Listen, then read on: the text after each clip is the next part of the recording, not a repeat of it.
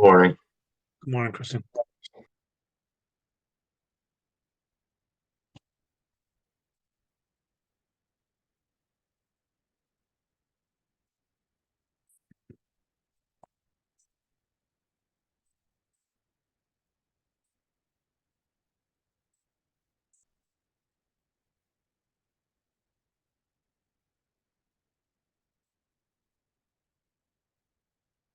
Good.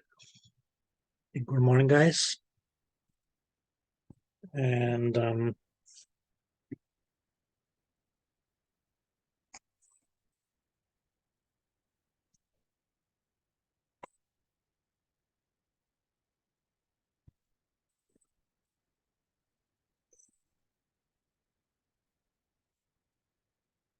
now, before I start, does anybody have any questions?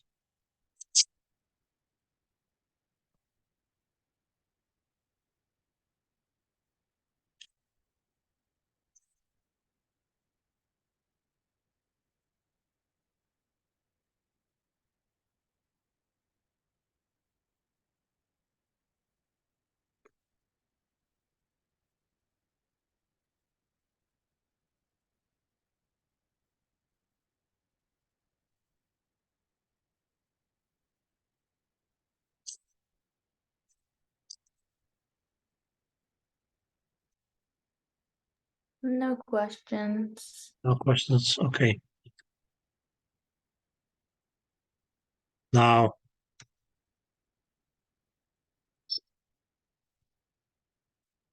did you guys read the cavities? Yes. Okay. Anything in the cavities that you want to clarify? Any point that is still not clear?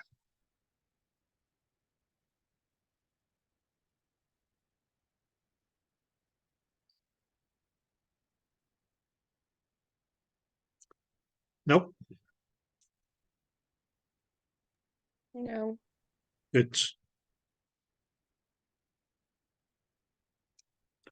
So what do we call the outer membrane of the peritoneum?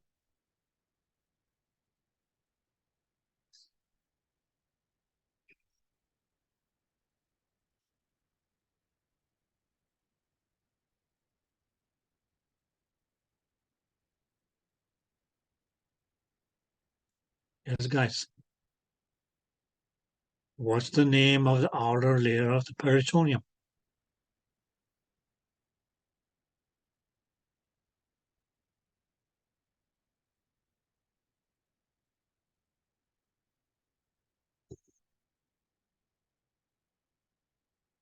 I thought nobody had any questions.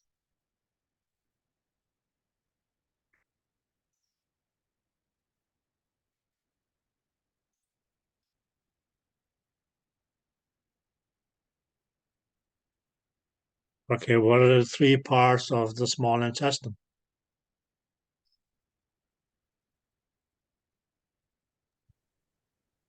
Ascending colon, descending colon, and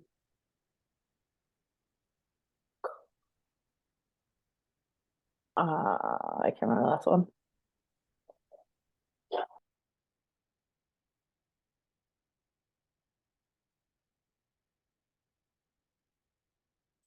Okay, you had descending colon, and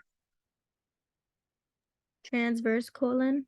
okay, but these are not the parts of the small intestine. Oh.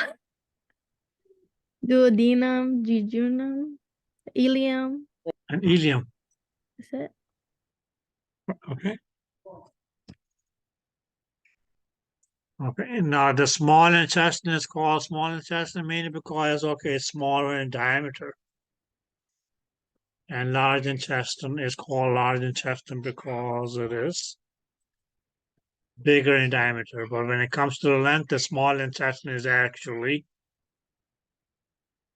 pretty much as okay, very, very, very, very longer than the large intestine. Okay, it's up to 17 feet long. So yes, okay, that's okay. So where is the outer layer of the peritoneum called? The parietal. Parietal layer, right? Okay.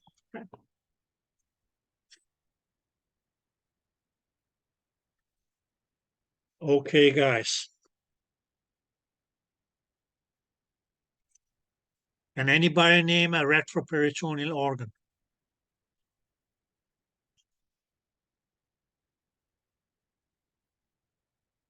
Or structure? Or gland? It doesn't really matter.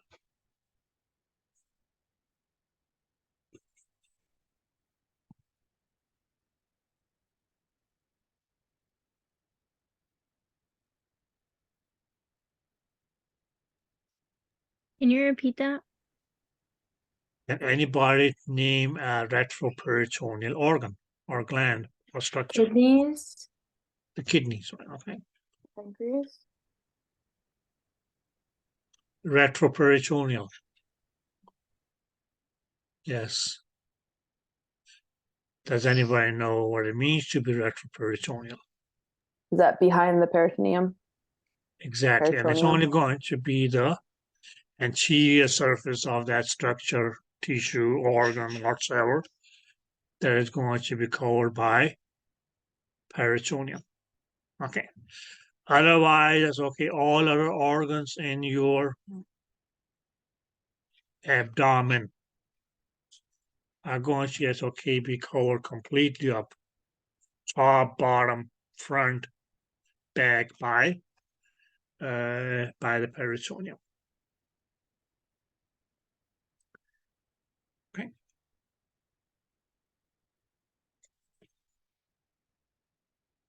Okay, guys.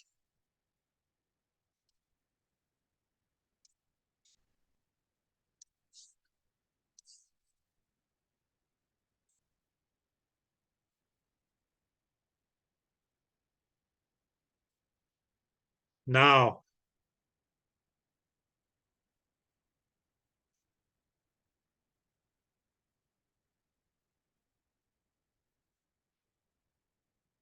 if we do it this way here, and we can say it's okay.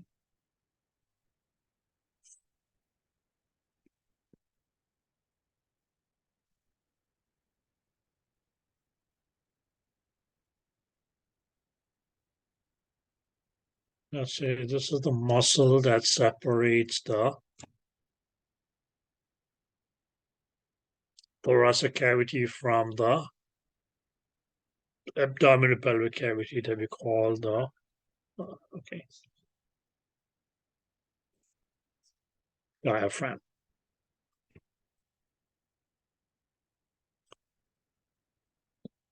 You can say it's okay down here, it's okay, that's what should be, it's okay, no. Pelvis. Now, the abdominal pelvic cavity can be divided into 4 quadrants.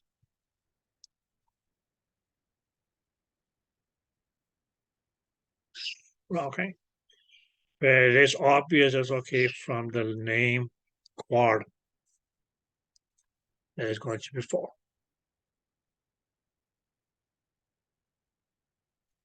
Okay. Now these are going to be as okay. How? Mainly as okay by, they're going to be as okay B1 sagittal line that will run. And that's going to run right in the middle. So the sagittal line is going to be, actually is going to be in the mid-sagittal plane. Clear? Yes, okay, what is it we have now? We have, okay, as a right side and a left side. Then there's going to be, yes, okay, one transverse line. Yes, okay, line running in the transverse plane.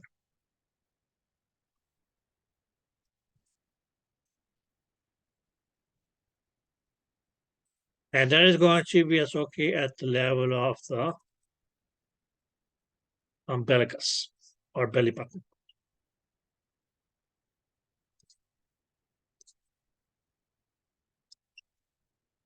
Which would be here. So at this level here, it's okay, we have one transverse line.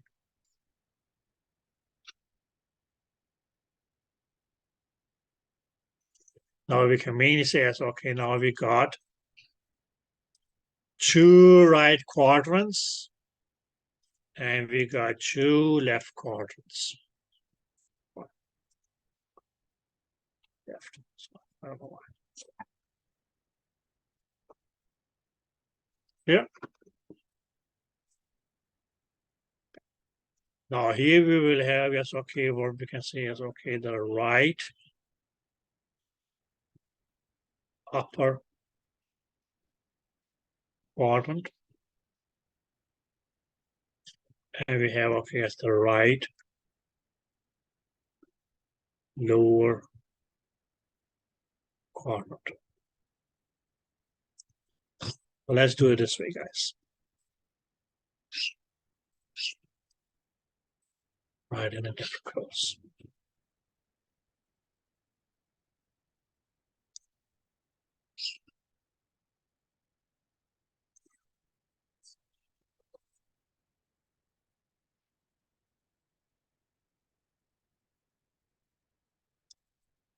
Right lower quadrants.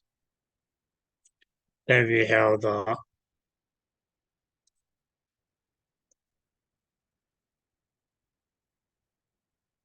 left upper quadrant.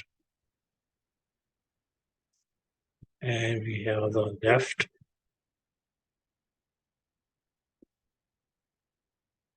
lower quadrant. So we can actually say that, okay, as your abdominal pelvic cavity was divided into 4 quadrants. Mainly it's okay by 2 imaginary lines. One was going to run along the sagittal plane, which is going to be as okay, the mid-sagittal line, the central sagittal line. And the other was going to be as okay, along the transverse plane at the level of the umbilicus.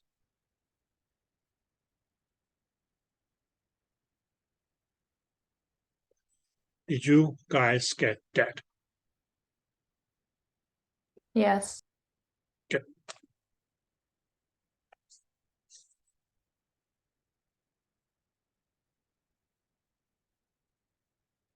Now, if you, for instance, yes, okay, look in your book.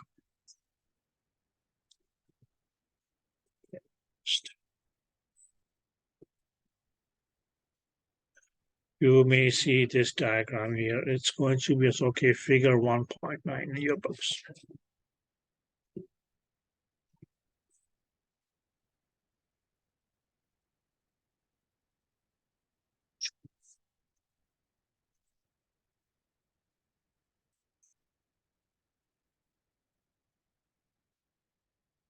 Okay. So this here, that's the diagram of your 4 quadrants, where we said that we had the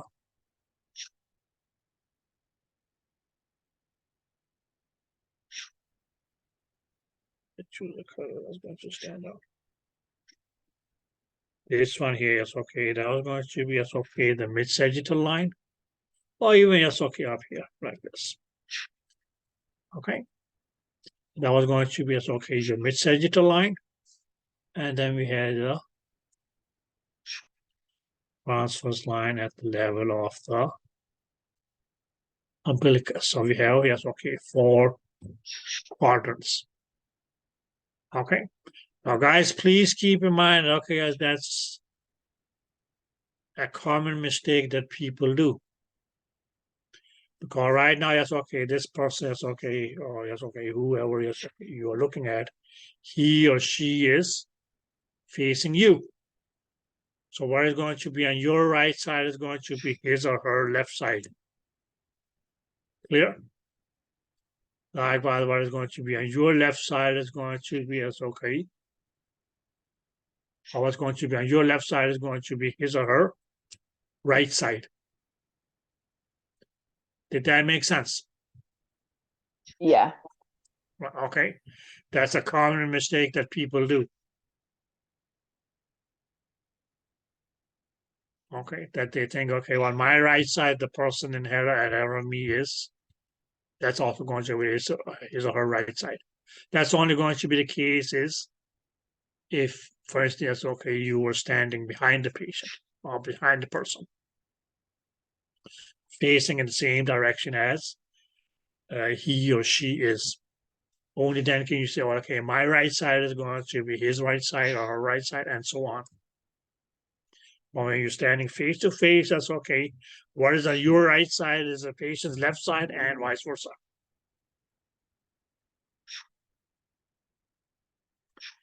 Did that make sense? Yes. Good.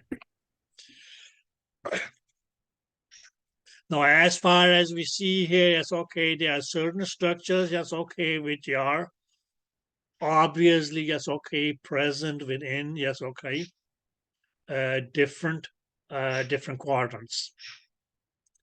Yeah, we can just okay, go back to, yes, okay, to our regular diagram. Because, okay, guys, now let us just, okay, start from one side. And see, okay. Good. So everybody clear about, yes, okay, which lines makes what? Yeah. Good.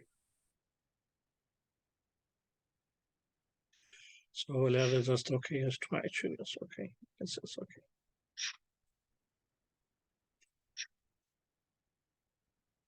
We make it, we can say it's okay, we have sagittal plane. And okay, yes, we have the transverse plane.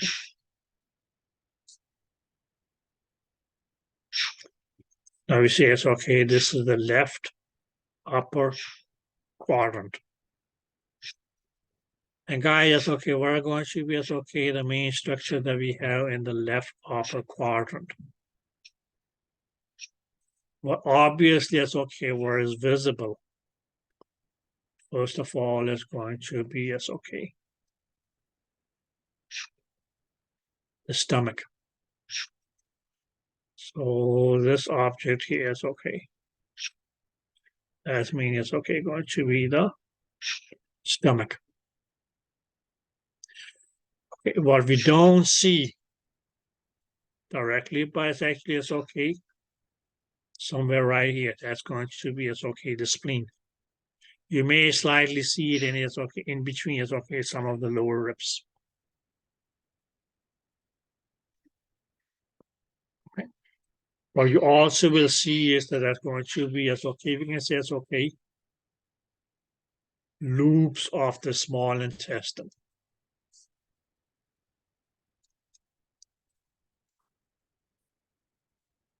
Most likely in this upper left quadrant here, the loops of the small intestine that we may find is going to be as okay, primarily as okay, the jejunum. Okay. But over here, yes, okay, we will also, yes, okay, see the, okay, as there may be, yes, okay, some part of the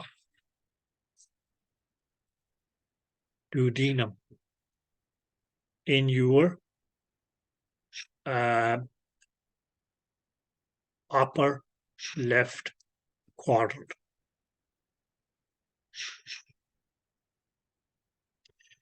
Now, another structure that you may see is okay as what protrudes up here like this. So we can mainly say, okay, what we actually have is going to be as okay, the left lobe of the liver. That structure that you see here.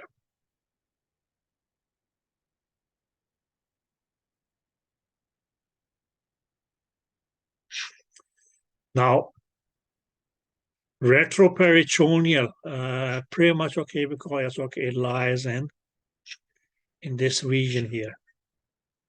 Is going to be as okay the pancreas. Most likely as okay is going to be as okay. To be sure as okay the tail of the pancreas. What you also will find is going to be as okay the left kidney. Okay, and okay, as with the left kidney is going to be as okay left adrenal gland.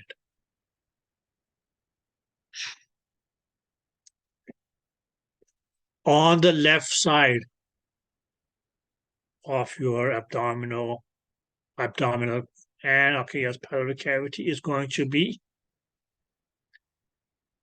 the aorta.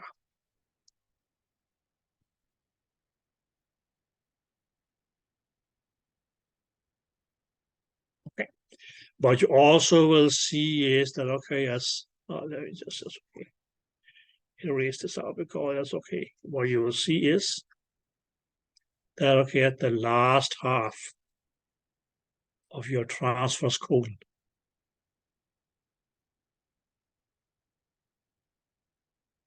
And we can say that's okay, the first part of your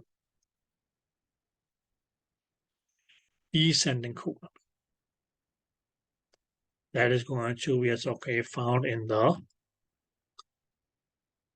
upper or left upper quadrant. So it's okay, we have the transverse colon and the descending colon.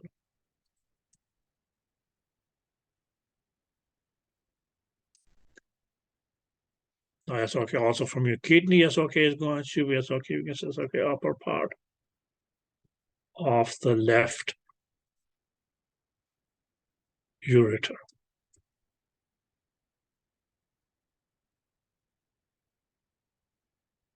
We can say it's okay. That's pretty much okay as the structures that we found and you've come across or find in the upper left quadrant of the body. Not body, sorry, of your pelvic, abdominal pelvic cavity. On the other side here, guys, okay, yes, what we have is, that's okay, the left lower quadrant.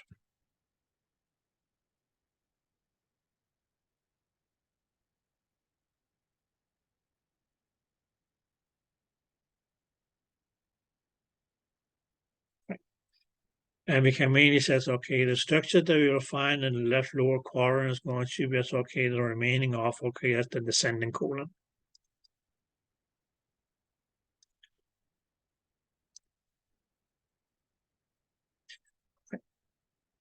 At some point, yes, okay, this descending colon, yes, okay, here will go and become, yes, okay, the sigmoid colon.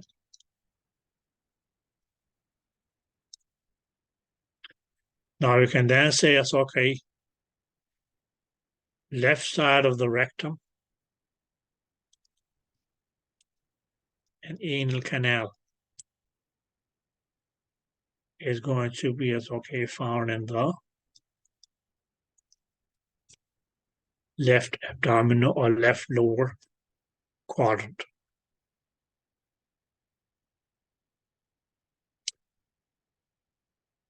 We can also say, as okay, from your kidney and ureters, well, okay, as lower end of the left ureter.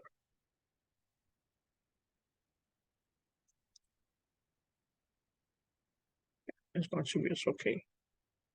I came from the left. It's going to run like this. And that left ureter is eventually, it's okay, going to empty into the bladder. So left side of the bladder is also going to be as okay, or on the left, or in the left lower quadrant. Besides that, yes, okay, what we just have, okay, as is remaining, yes, okay, haphazard loops of small intestine. So that can be as okay, partly as okay, the jejunum and ileum, which would be as okay, parts of the small intestine.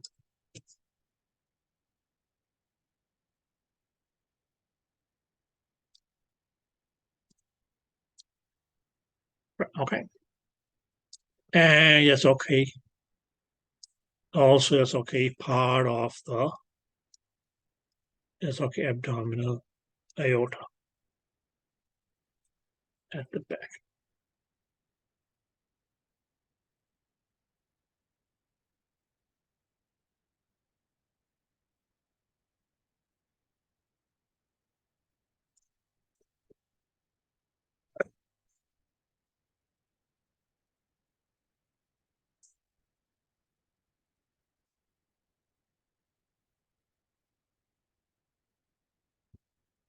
So here, guys, is okay. You guys can see the diagram from the book. That's what I'm sharing right now. Okay. Yeah. Good.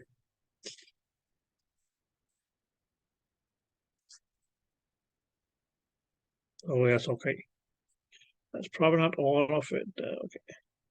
Okay.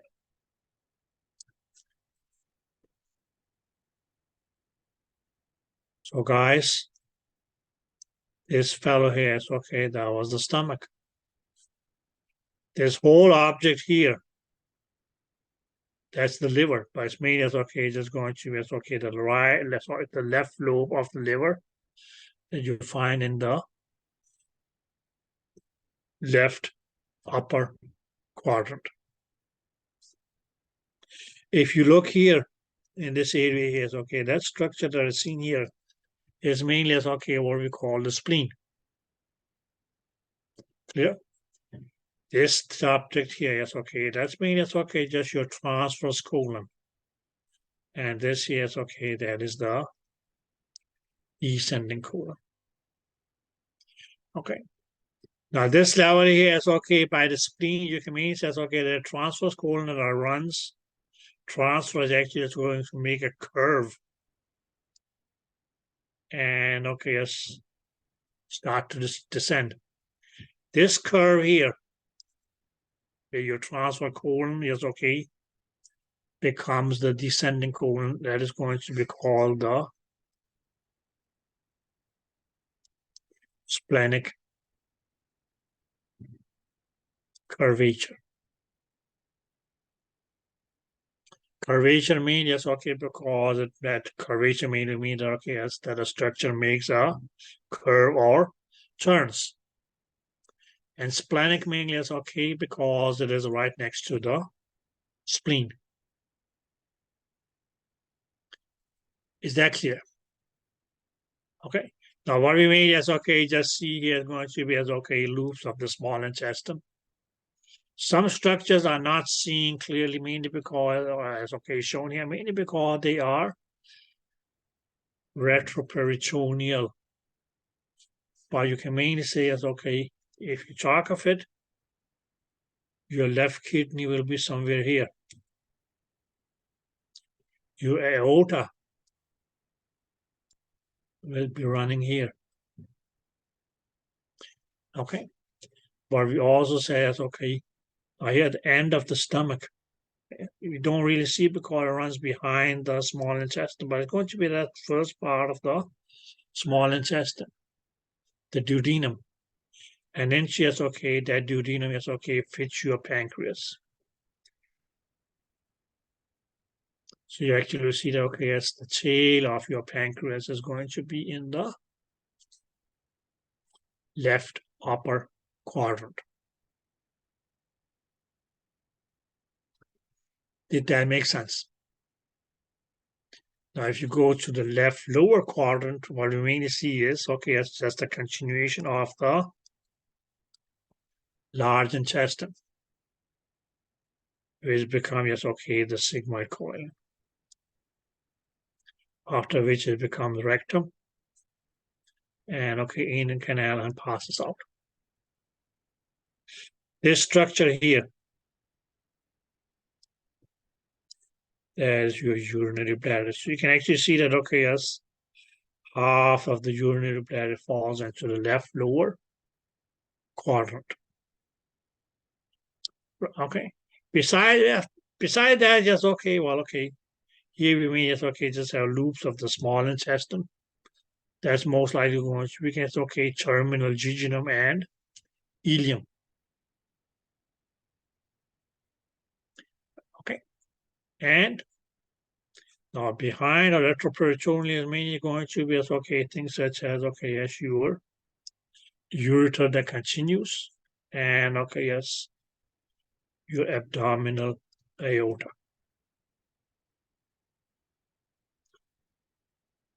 Did that make sense? Yeah. Good. Now let's just go on. Okay. Good. So let's just look at the right upper quadrant.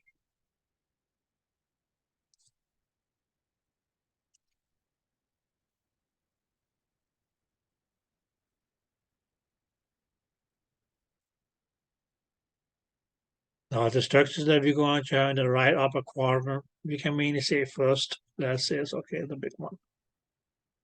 It's going to be as okay, the right lobe of the liver. And guys, together with that, it's going to be as okay, we can say it's okay, the gallbladder.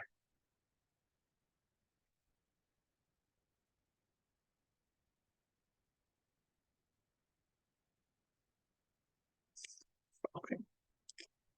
We can also say that, okay, as what we have is going to be as okay, or be as okay, the pylorus of the stomach. Now, if you look at the stomach, first, yes, okay, as a structure, it's going to be as okay, a sac like this. So this final, or yes, okay, last end of the stomach here, that's going to be as okay, what we will call the pylorus. And that actually is okay, falls into the right upper quadrant. After which we mainly, yes, okay, we'll have, yes, okay, the duodenum. So after the pylorus, yes, okay, we actually have, yes, okay, this going to be the C-shaped part of your small intestine. That would be called duodenum. And into this gap here, yes, okay, that's where, yes, okay, retroperitoneal, yes, okay, fits, yes, okay, the pancreas. Actually, it's okay, what they call, it's okay, the head of the pancreas.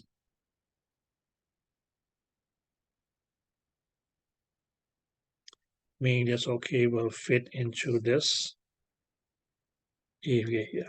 So this is going to be, okay, the head of your pancreas. That tail of the pancreas that we talked about is okay over here. Actually, it's going to run behind the stomach. But as a whole, it's okay, the pancreas is a retroperitoneal organ. But the head of the pancreas is going to, okay, mainly fall into the right upper quadrant.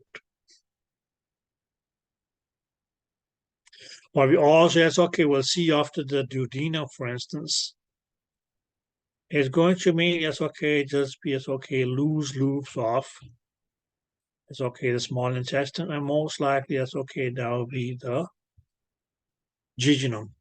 So, yes, okay, after your duodenum is mean, yes, okay, there's going to be loose loops of your small intestine. To begin with, that will be, yes, okay, the jejunum.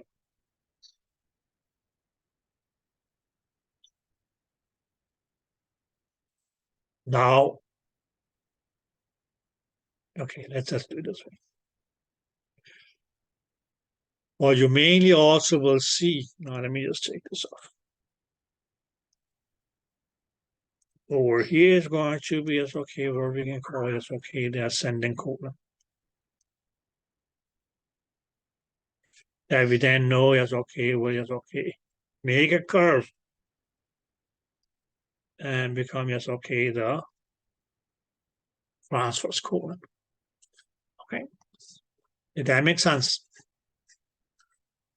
Yeah. Okay.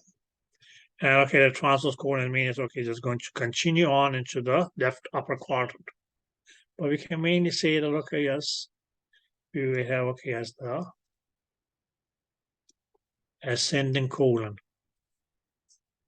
Actually, it's okay, becoming, leading into the transverse colon. Now, guys, what you see here as well is that, okay, yes, at the level of the liver. Okay, your colon, yes, okay, it makes a turn. So what do we say when it makes a turn? We call that we're going to refer to that as a curvature. Clear? And mainly because this curvature here is okay when the ascending colon turns and becomes the transverse colon is at the level of the liver. That's why this curvature of the large intestine is going to be referred to as the hepatic curvature.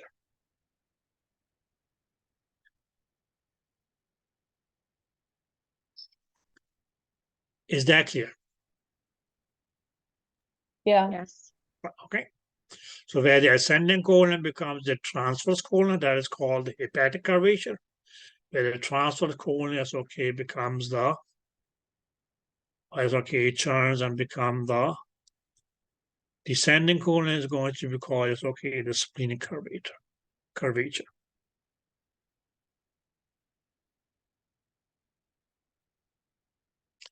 Did you guys get that? Yes. Good. Okay. Now we, oops, shit. True, I guess.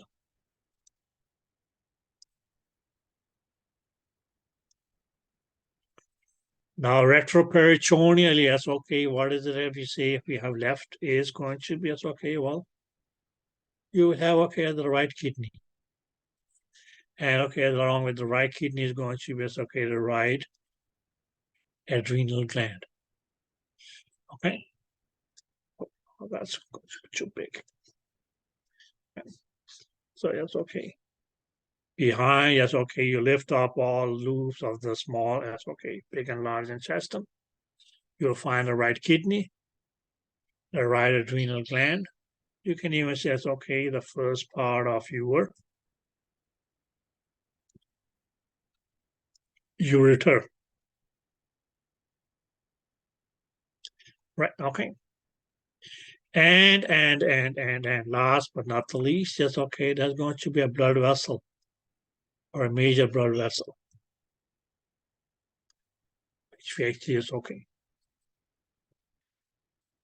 We'll refer to as the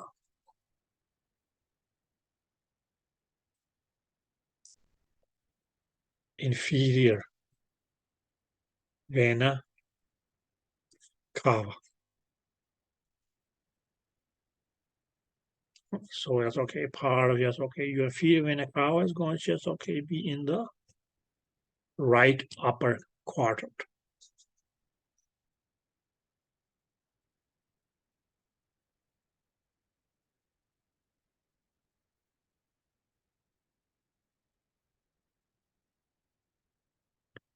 Any questions?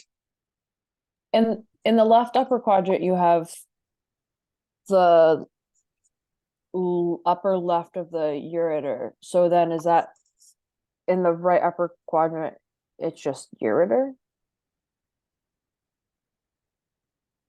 Well, okay, it's going to be the upper right part of the ureter. Okay, sorry. Yeah. Because it's going to continue all the way down to your bladder, right? Right.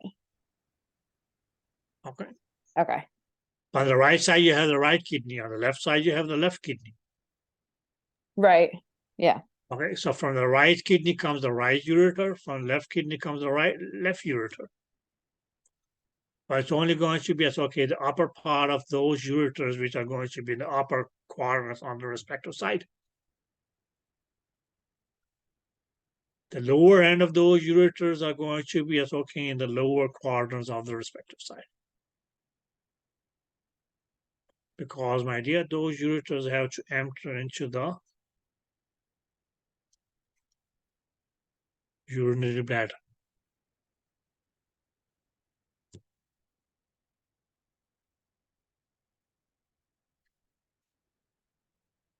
Did you get that? Yeah, thank you. No problem.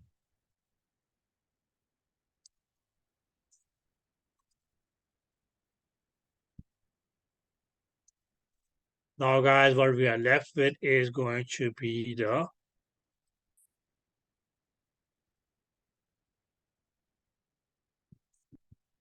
right lower quadrant.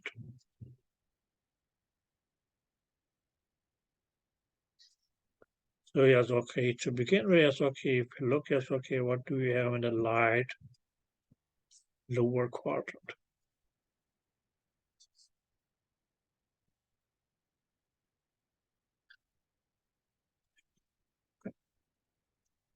Now we can say that, okay, yes, we have, yes, okay, loops of the small intestine. Yeah. Now this is mainly, yes, okay, going to be, yes, okay, the ileum part, or okay, the last part of your ileum that actually is, okay, is going to be found in the right lower quadrant.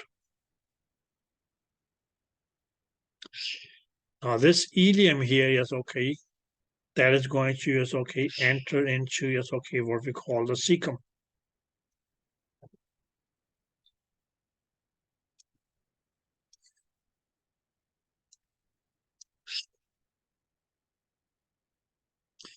Guys, okay, attached to this cecum here is going to be, is, okay, a structure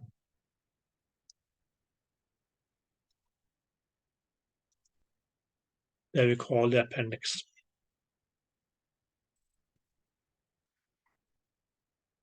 After that, yes, okay, what is it we just have? The ascending colon.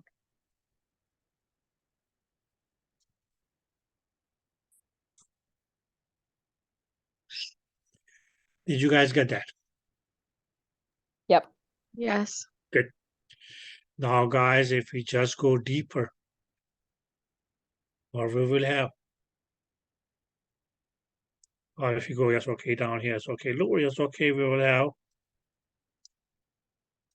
rectum. We can see it's okay, and anal canal.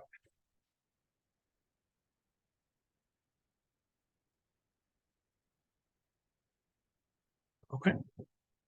If we go, yes, okay, we will also have, okay, as the urinary bladder. So just say it's okay, the right side of the urinary bladder, because the left side is going to be the left lower quadrant, right? Okay. Now into this urinary bladder here, yes, okay, what's going to come? Yes, okay, it's going to be, yes, okay, the ureter.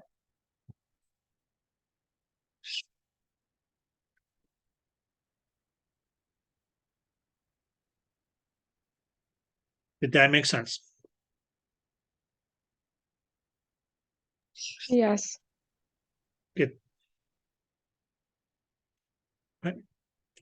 And we can say, okay, some part of, as you inferior vena cava. Will also be found in the lower or right lower quadrant.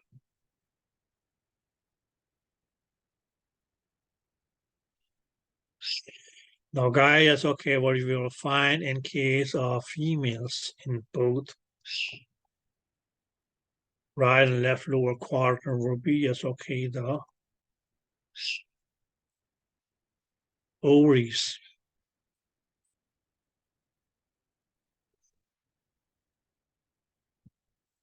The fallopian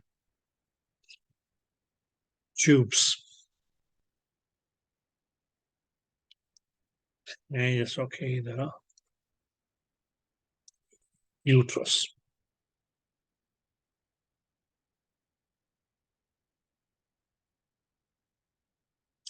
As far as the male is concerned,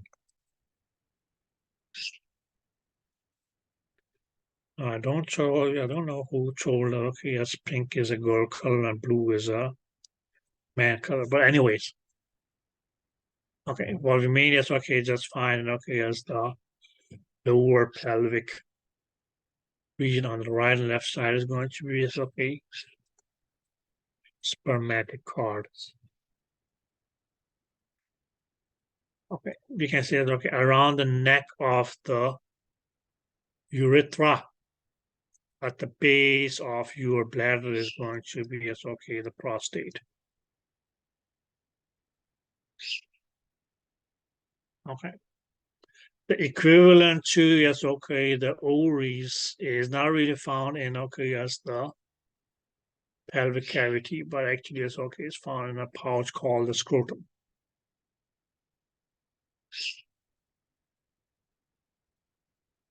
Okay. Now, guys, these were yes, okay, you can say yes, okay, the main structures that you find in the respective 4 quadrants of the body.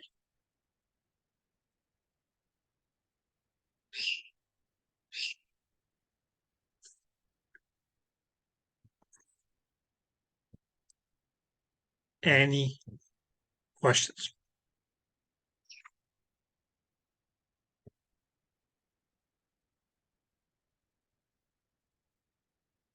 No. Okay.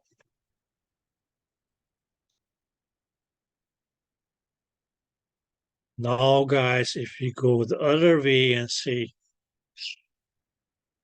so these were 4 quadrants, okay? There were 4 quadrants. A quad actually is okay, comes from quarter, which is 4. Clear. Now the same abdominal pelvic area,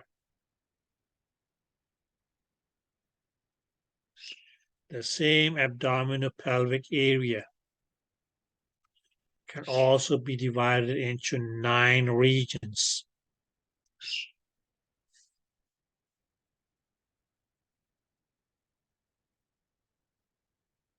So we had 4 quadrants, but okay, the same abdominal pelvic area could also okay be divided into a total of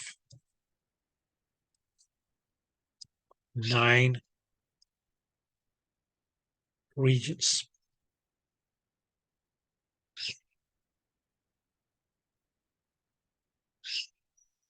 Where we mainly can say, okay, in these 9 regions here, okay, they're going to be okay, 3 paired regions.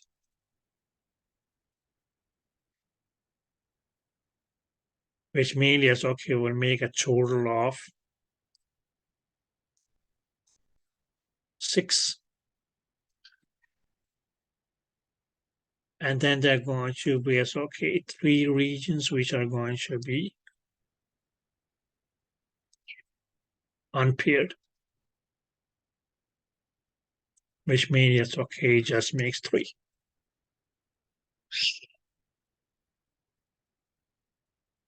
Now again, guys, that's okay, these regions here are going to be okay made by okay, what we could call okay, imaginary lines. So it's okay as far as the sagittal lines are concerned. We will have as okay 2 sagittal lines.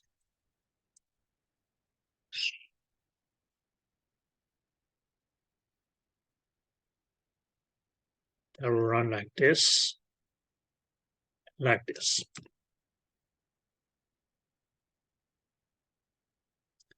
Now these are not the mid-sagittal line because okay, your mid-sagittal line is okay, that would have mean. Yeah. So that's actually going to be as okay at a point which we'll call as okay the mid clavicular plane. That mid still means that's okay the middle. Clavicular is pertaining to your clavicle, which is your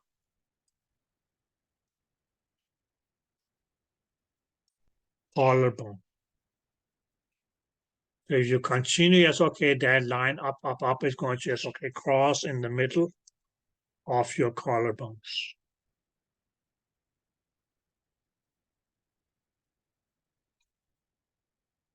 Did you guys get that? Yes. So that's going to be as okay, your 2 sagittal planes or sagittal lines. Zoom, zoom.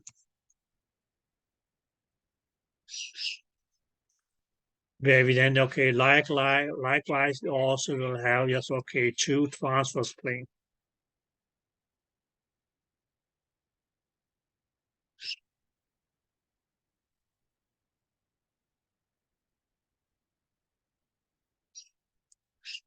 Now, yes, okay, these are going to be, yes, okay, at different levels. So we can mainly say, yes, okay, now the first transverse plane is going to be like this. And we can be at the level of 8th rib.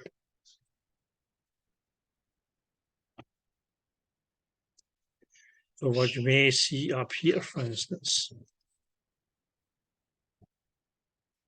that is going to be, it's okay, your 8th rib.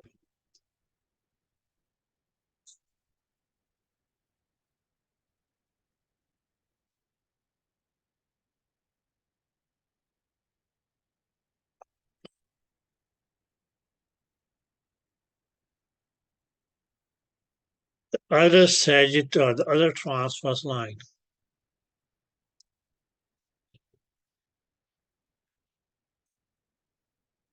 here is going to be, it's okay, we can say at the level of the iliac crest.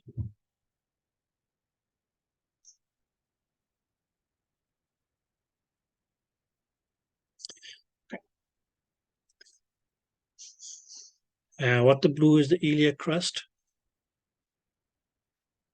Well, okay, that's if you look at your hip bone.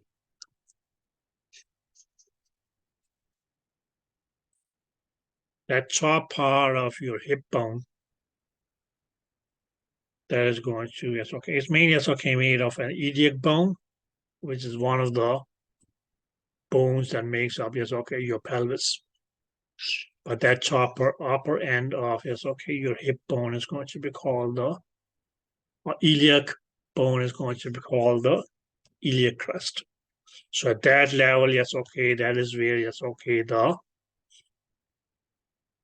other the transverse line is going to be drawn. Did you guys get that? Yep. Yes. Okay. Now, guys, let's just, it's okay, see. Here is okay, the patient is still facing us. Now we can say, it's okay, we had 3 pair regions. Right, okay. And let's just label the sides here and say, it's okay, this is the right side. And this is the left side.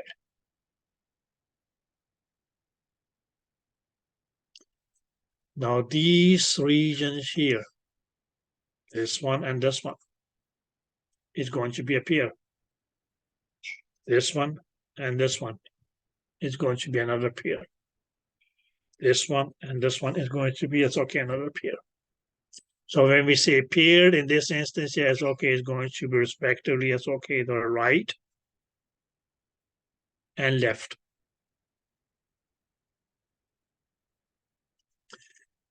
Right, okay, so this is a right, right, right, right, right, oh, sorry, left, left, left.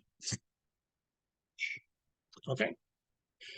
But this region and this region is okay, they're going to go under the same name. This region and this region is going to go under the same name.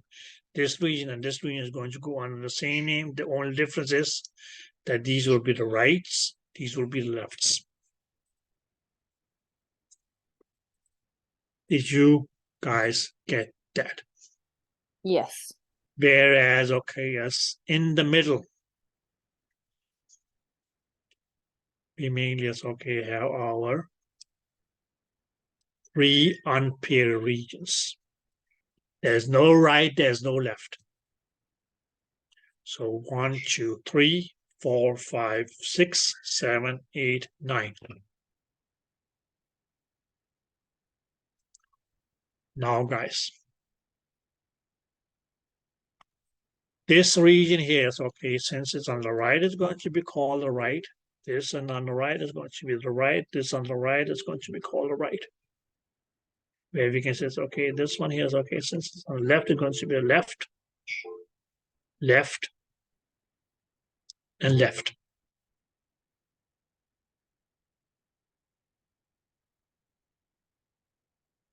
Now, these upper 2 regions here on the respectively, is okay, the right and the left, are going to be called the hypochondral regions.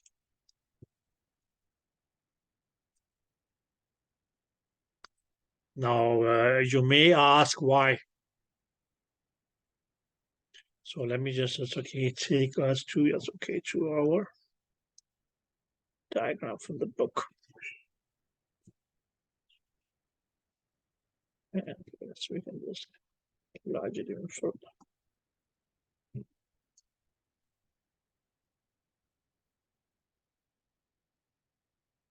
Okay, so these are, yes, okay, our regions here. Okay. And the reason that they call them, yes, okay, hypochondriac regions. Now, hypo, we know means below or lower than. Now, yes, okay, and some of you will say, okay, but Mike, doesn't the word chondr?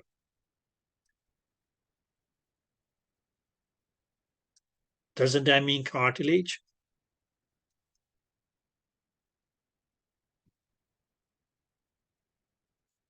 Okay. And but guys, this part here, this part here, this part here, this part here, for instance, even yes, okay, this and these is okay. So it's okay for the other ribs. Is not really bone, it is actually is okay cartilage. So the reason that they call us okay, this region here is okay, the hypochondriac region on the right side. And this region here is okay, the left hypochondriac region on the left side. It's mainly because they lie underneath the, what we can call as, okay, the costal or costal cartilages. Did that make sense? So it's just under cartilage. Exactly. Okay. Okay. Where hypo means under or lower, under is, yes, okay, cartilage, because these actually, that's okay. I don't know whether you can see here, but it's okay if you look closer. Let me see if I can make it, okay, even bigger. But my dear, it's okay if you look here. You may see a line here, right? Or if you follow, it's okay, there's a line here. There's even, it's okay, a line here. A line here, a line here, something like that. Which means, yes, okay, this is rib. And this part here, or this part here, or this part here, or this, all this is cartilage. Did that make sense? Yep. Right, okay. So mainly because it lies underneath the cartilage of the ribs. That's why they call it the hypochondriac region.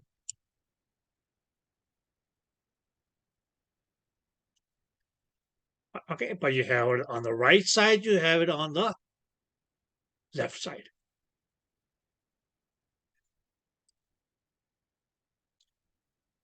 Any doubts?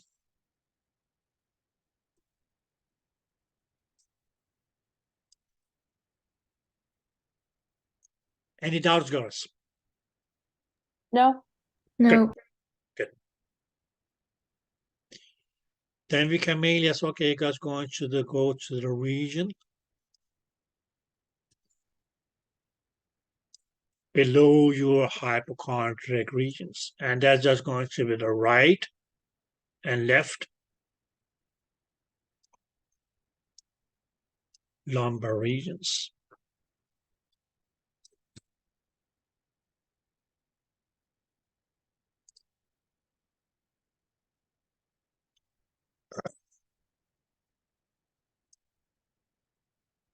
Did you guys get that? Yep. Yes. Good. Lower than that is going to be as okay, these two regions here. Now, they mainly as okay were named in accordance to as okay the bone that we found as okay as making the outer border here, which we said was the iliac bone of your pelvis. So that's why it's okay. This is going to be as okay the right iliac region, and this is going to be as okay the left iliac region.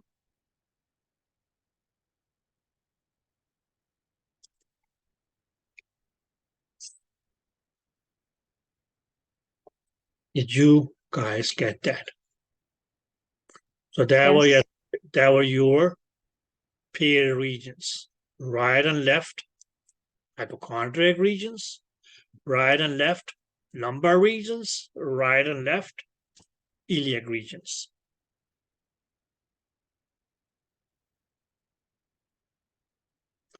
Did you guys get that? Yes. Good.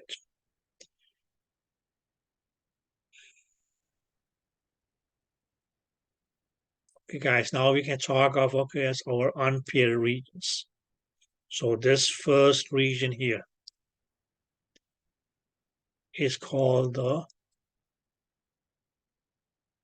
epigastric region.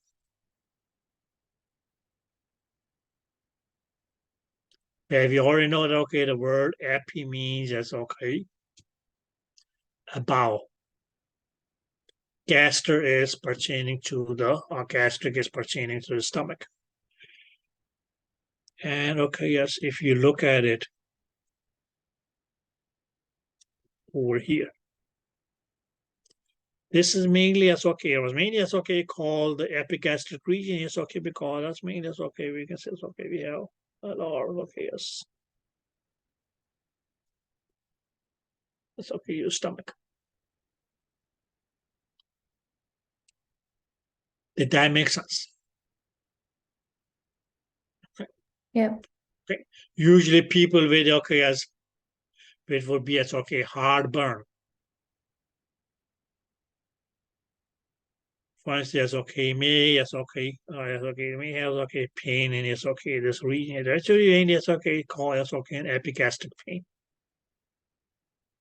Now sometimes it's okay people may get fooled and think okay it's just I'm bloated or something like that that causes this pain here, but it may be something more serious. That's okay due to the it's okay actual issues with the heart. Because okay, even in case of okay, yes,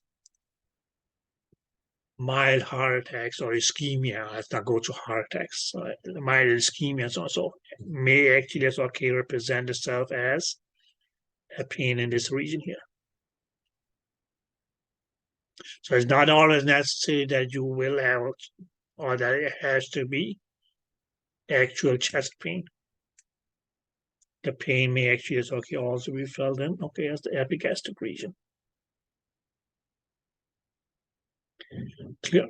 Okay, but the reason that we call it as okay the epigastric region mainly is okay because it is the region in is okay about your stomach. But you find it's okay part of the stomach is okay falling into this region here as well. Did you guys get that? Yep. Good. Any questions at this moment?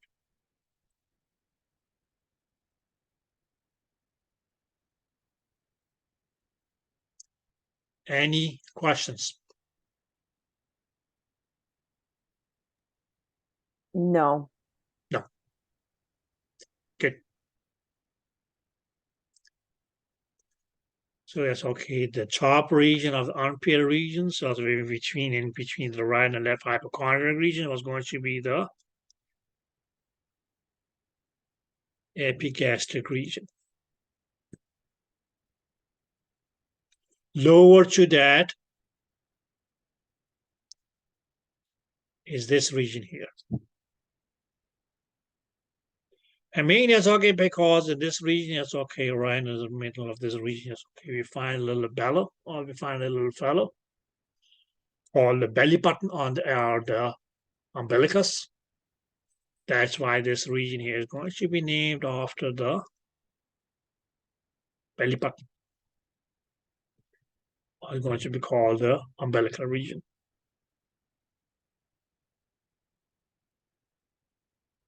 Mainly because, okay, that's where we find the umbilicus.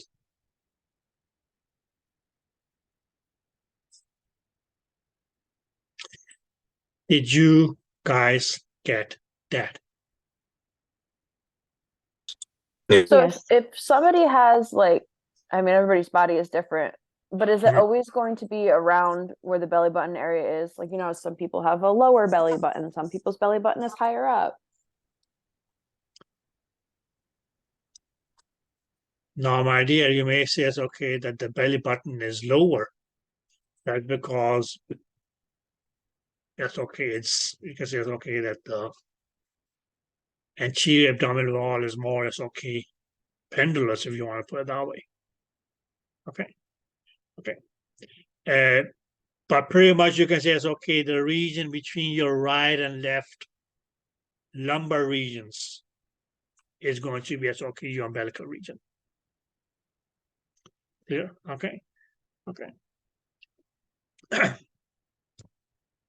It may have okay as it may be that okay as the umbilicus as okay may physically as okay be lower down. But you can may anatomically say it's okay, the region between your right and left lumbar region is going to be as okay, the umbilical region.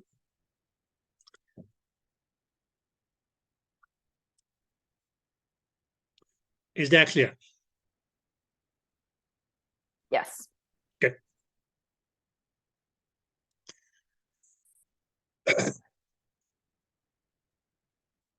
Now the last fellow here, or the last unpaired region.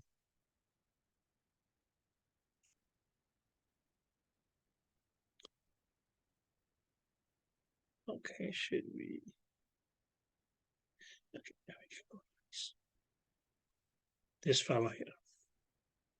Now going to be okay, the last unpaired region. Now some people may call it the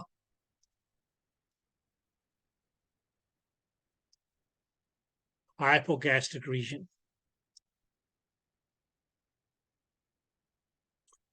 Right. Some people may call it hypogastric region mainly because it's below, it's lower than the stomach. But so is the umbilical region. But they may just choose to name this after according to the umbilicus.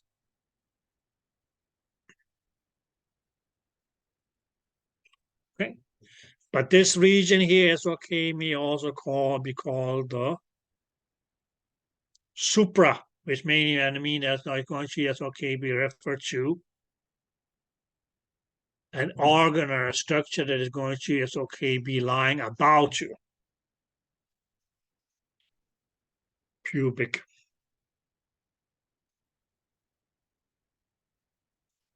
region.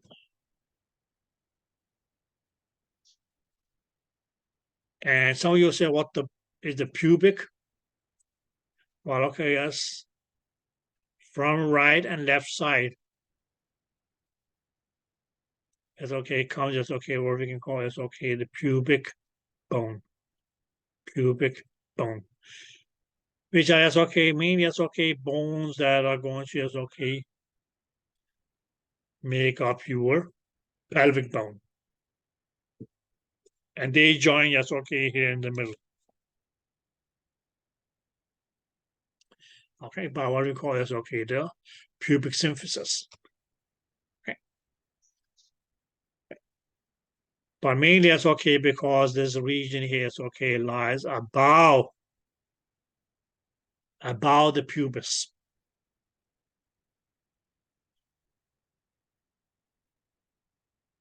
Formed by your right and left pubic bones. It can be also referred to as the suprapubic region.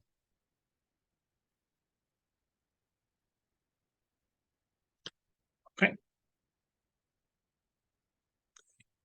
Did you guys get that? Yes. Right. Okay.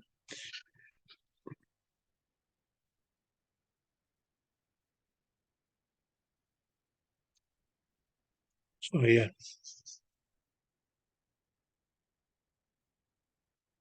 Oh, yes, they were nice enough to just show us the bones. So we can say this is the iliac bone on the right side and the left side. So this here is that's the iliac bone of your pubis, pelvis. Okay. And that's why it's here we has the right iliac region and the left iliac region. Mainly it's pertaining to the iliac bones. As we then can say as in between those as was what we call as the hypogastric region, or we also said that it could be the supra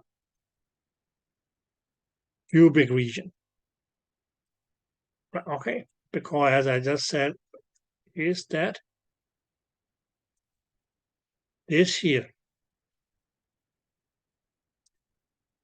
on the right side and on the left side, that is your pubic bone. Here, PB doesn't mean peanut butter. Okay, okay. So you can mean that the reason that they call this the suprapubic is because it lies above the pubis, or the region that lies above the pubis of your pelvic bone. And then, okay, lastly, yes, okay, we have, oh, sorry, shit. You can see it's okay. This is going to be, so again, another pelvic bone. Okay. So these three bones, yes, okay, on the right side, these three bones on the left side, makes that okay, your right, left pelvic bone, right pelvic bone. Okay. At the back, yes, okay. Here you have, okay, yes, the sacrum. Probably it's okay, more like down like this. At the back or posteriorly. Right, okay.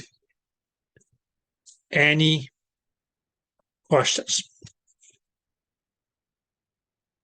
No. Okay, guys.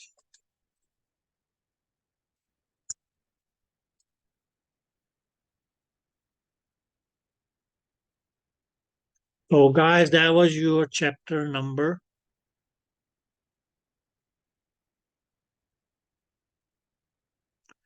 That was your chapter number 1. Okay. Now, listen, and because that's okay, and well, okay, it may be it's okay a matter of common sense. If you get a diagram on a chest, for instance, and if the question says label the regions, then you just label the regions. You don't need to say, well, okay, what this line here is okay, may point towards the gallbladder in the right region. So let me label the gallbladder. That's not what I asked you to. Clear? Okay. You're not going to get any points for that. As a matter of fact, if I ask you to label the region and you say, okay, well, this is the gallbladder, this is the spleen, this is this is that. What? I never asked you to label the organs. Likewise, it's okay if I give you, it's okay and say, okay, label the regions, or sorry, the quadrants. Then just label the quadrants. If you're asked, okay, just label the quadrants and name an organ in each quadrant. Then don't leave that space out just because you don't, okay, what they call the structure here is okay, that the pointer is pointing to in the quadrant. As long as you know it's okay, and the name of any structure that falls within that quadrant, write it. If it's right, you get the point. If it's not right, then okay, you don't get the point for it.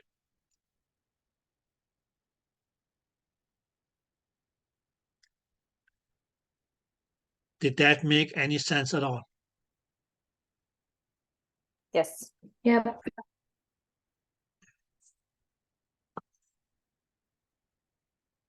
Okay, guys.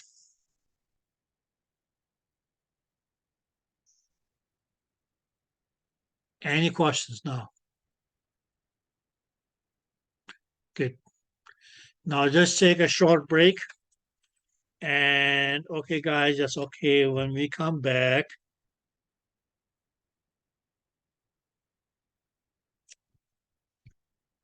we will start off with chapter number 2. Okay. So should I say that I see you guys back at 10:40? Is that fair enough?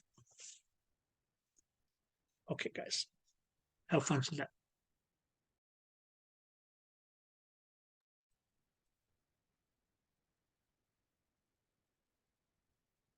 Hey guys, welcome back.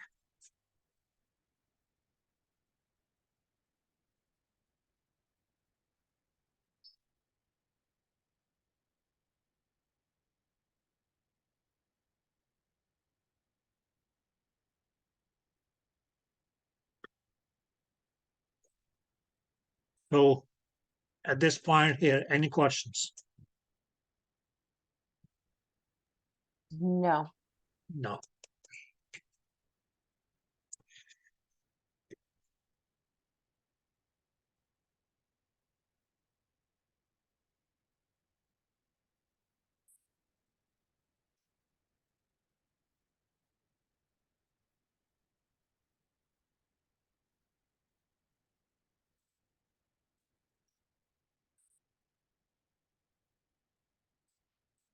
Good, so that will mainly mean that, okay, yes, we can proceed on to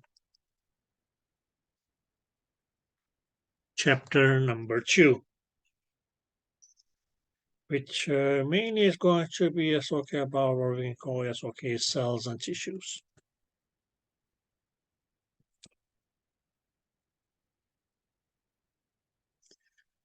Okay.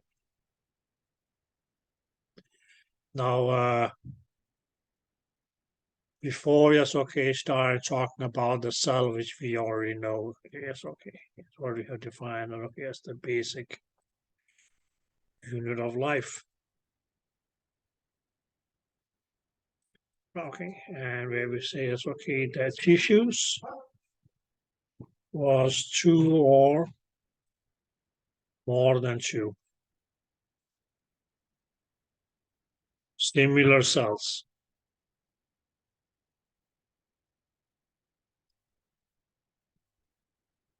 Together, yes, okay, will be referred to as a tissue. Okay, but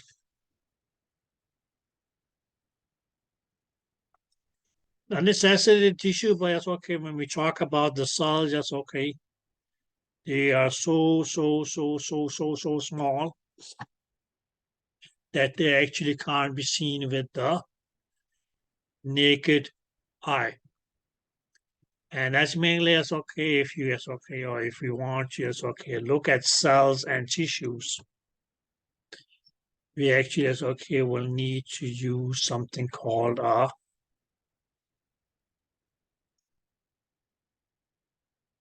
microscope.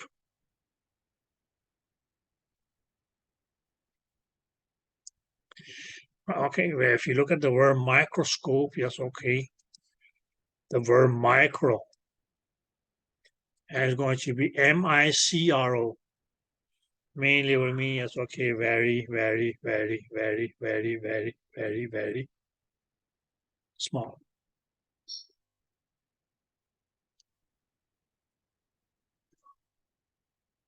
Scope was mean yes, okay, that's going to be yes, okay, a tool to visualize.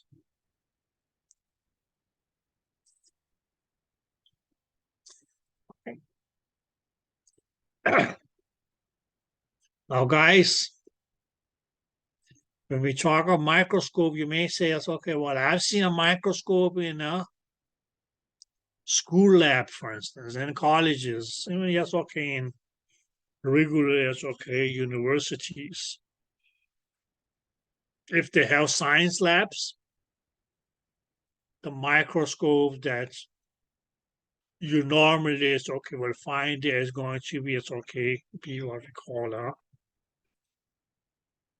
light microscope.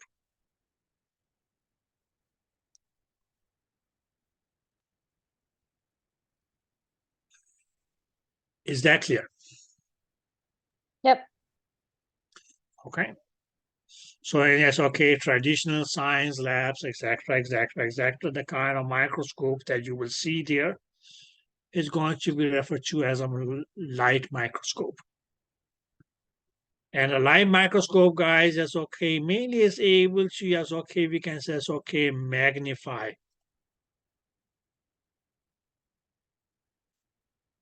an object up to, yes, okay, 1,000 times.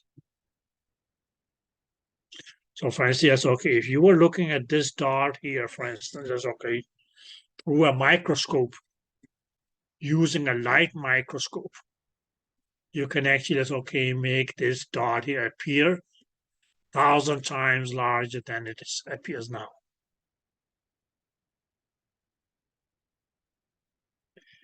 Is that clear? Yep. Okay. So a light microscope can actually magnify an object up to 1,000 times. Now, guys, a little bit, not a little bit, it's okay, quite more sophisticated form of microscope. And that's something that you will see in regular labs, etc. Is going to be what they call an electron microscope.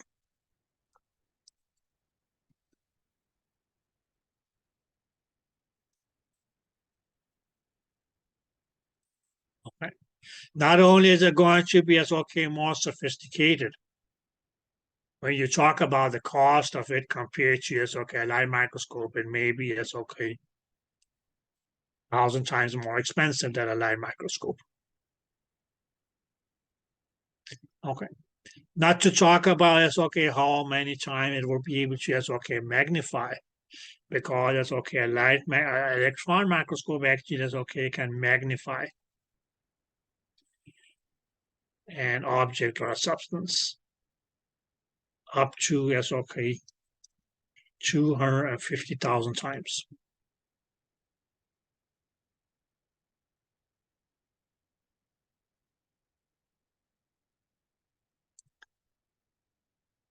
Is that clear? Yes. Okay. So this is not going to be every lab which has these microscopes here. Okay. Practically speaking, or you can say, why can't I look at any regular cell or tissue or so and so with an electron microscope? Well, nobody is going to stop you for doing that. But these are mainly only going to are primarily used to look at things such as viruses. Mainly because guys viruses may not be clear enough visible by with help of a regular microscope. Okay. So that's for certain virus studies and so on. So that's they may have to look at the virus through a electron microscope. Mainly because it is so little that it has to be magnified up to this many times to enable us to see where it may look like.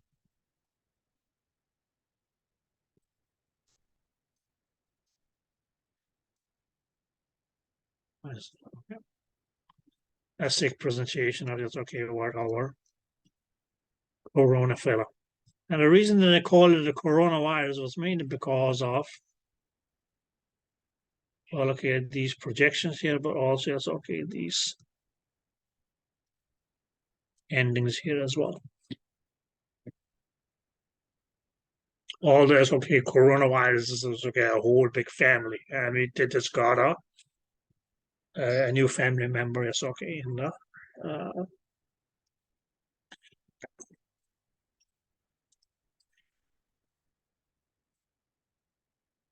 is there any questions?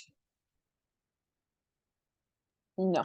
Well, a regular light microscope can magnify up to 1,000 times. An electron microscope can magnify up to what do you want to call it?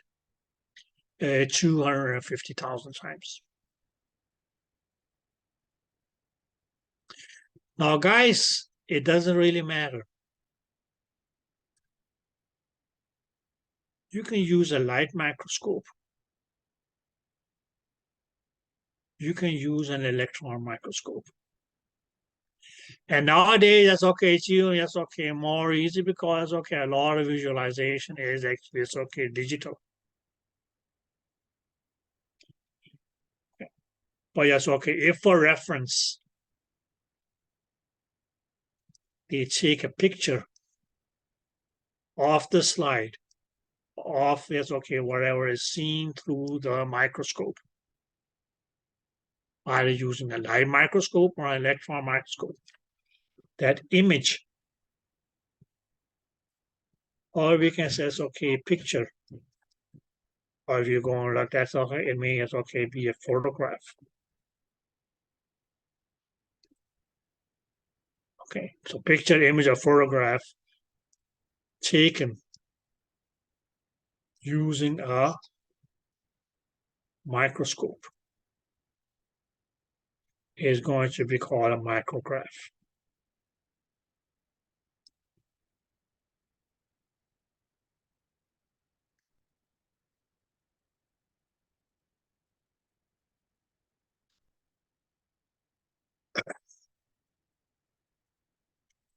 Does anybody have any questions?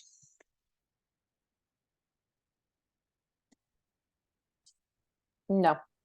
Good.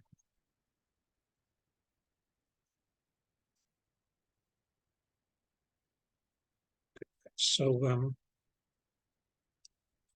just look here. Can you guys see this PowerPoint? Yes. Good.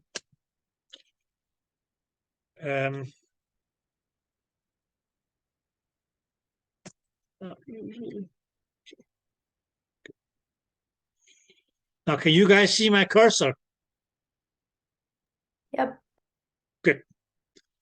So this fellow here, you may as okay recognize that from okay as a regular science lab. So this is our regular light microscope. Okay. Very communicative says okay, these will be the objectives. Just okay, this will is okay if you use this one. It will is okay magnify 100 times, 500 times, and 1,000 times. So you can actually as okay choose the level of magnification that you want to do, mainly as okay by actually it's okay rotating this slide here, and actually it's okay move the objectives onto as okay. So right now it's okay is using 1,000 time magnification. Or you can actually slide this over, and okay it's going to be 500 times, or that's okay just 100 times. Whereas okay guys, if you look at this fellow over here, yes, okay, that is an electron microscope. But you say, okay, the physical microscope is here, but like, okay, that's what an electron microscope is okay will be looking like. Okay, so yeah, there's a reason that may cost or may not be as okay available in any most as okay regular labs.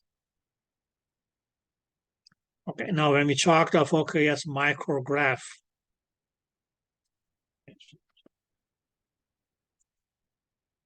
here, just some pictures of okay as micrographs, okay? Okay, so with this that's okay, this is an example of okay what pollen may look like underneath a microscope. This fellow here, this is mainly as okay a picture of an artery. So this here, there is your artery. Okay. Now you may say, okay, why does it look colored and so on? So, well, okay, that's mainly because okay, the specimen is going to be, you can say it's okay, stained or yes, okay, colored by yes, okay, different coloring agents or stains as they may call them. Okay. But yes, okay. This is mainly as okay a picture of a artery taken yes, okay, through the microscope. Clear? Okay. So these are mainly as okay what you call micrographs. These were your light versus electron microscopes.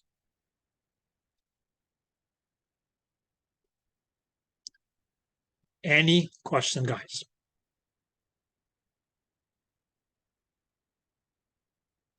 No. So have any of you ever seen, okay, yes, an electron microscope in life?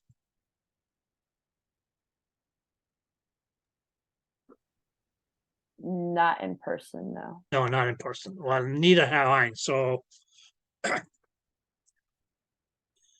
okay, guys. Good.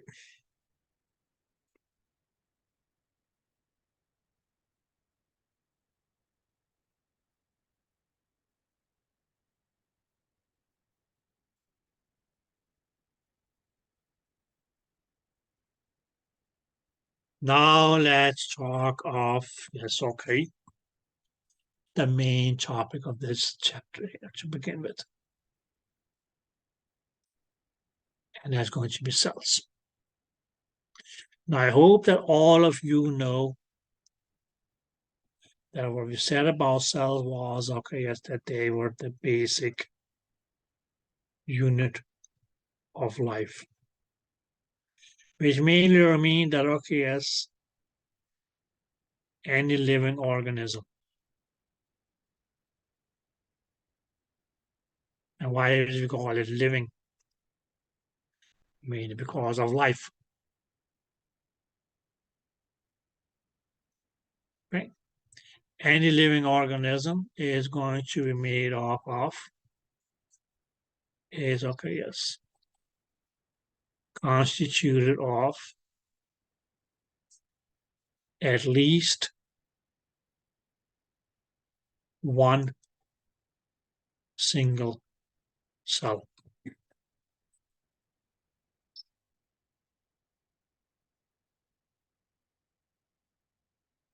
Okay. Now, as we somehow, as okay, even discussed previously, as okay, when we talked, for instance, as okay, about, let's say, as okay, the epithelial cells. Okay, we came across the concept that, okay, as cells may have different shapes, structures, or appearances. Okay. Okay. And okay, they make up, yes, okay, tissues. Now we call, for instance, okay, study of the tissues, we call that histology. But there's okay, one logi here is okay, which may, yes, okay, we can say, okay, be related to cells, and from cells as okay to tissues, which is called morphology. MORPHOLOGY.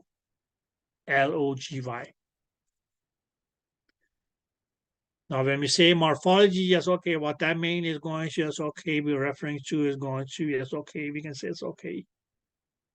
Mainly, yes, okay, we can say it's okay, the shape of cells. And how, yes, okay, the shape of these cells, yes, okay, actually, yes, okay, we can say it's okay, may, yes, okay, lead to, yes, okay, determine the function of the cell. Right. But primarily, yes, okay, when we say yes, okay, morphology is mainly yes, okay, referring to yes, okay, study of the shape or the appearance of the cells. What that actually is, okay, may help us determine yes, okay, or know about it's going to be as okay, what is going to be as okay, the functions of these cells. Okay. Is that clear? Yes. Right. Okay. Now, guys, if you guys remember from, yes, okay, when we talked the organization of the body, we said, okay, yes, we had atoms. Atoms became, yes, okay, molecules, which we also, yes, okay, called compounds, right? Okay. And as we studied as we discussed yesterday, yes, okay, we had organic compounds and we had, okay, yes, inorganic compounds. We then also, yes, okay, said that, okay, these compounds or molecules mainly, yes, okay, would make up, yes, okay, what we call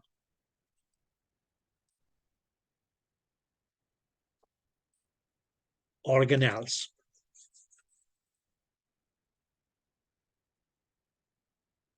And when we actually say, okay, that these organelles, yes, okay, coming together actually will make up what we call the cell.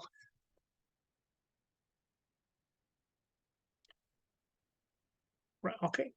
So what we actually is okay are going to do is okay when we is okay talk of the cell, we actually going to is okay talk about the individual yes okay organelles and say okay this is an organelle, this is an organelle, this is an organelle, and when we put all these together,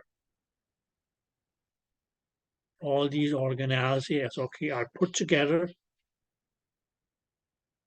in yes okay one functional unit that we call the cell yes okay that's going to be yes okay the basic unit of the living organism or the basic unit of life.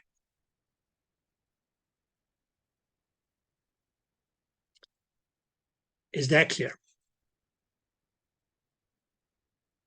Yes. Good. So, my dear guys, we can mainly say, okay, now our basic organelles that we will be talking about is okay when talking about a cell is going to be as okay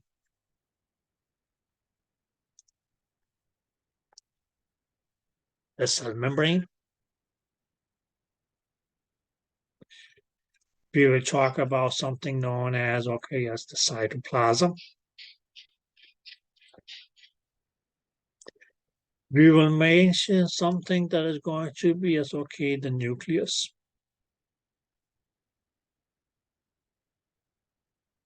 We will have something that we will call as okay the mitochondria.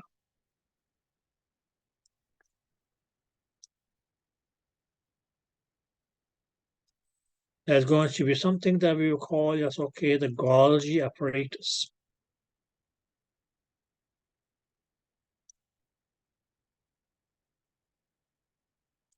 We will also as okay have an organelle which we will refer to as the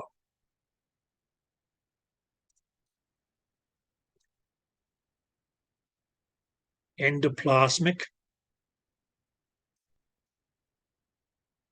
reticulum. And then there are going to be as okay a set of organelles that I mainly as okay just will refer to as adnexa.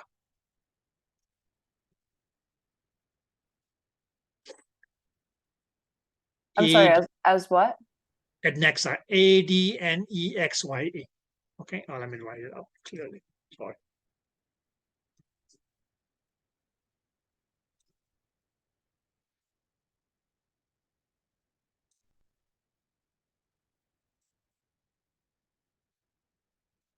ADNEXA. And when we talk adnexa, guys, that's okay. These are going to be as okay.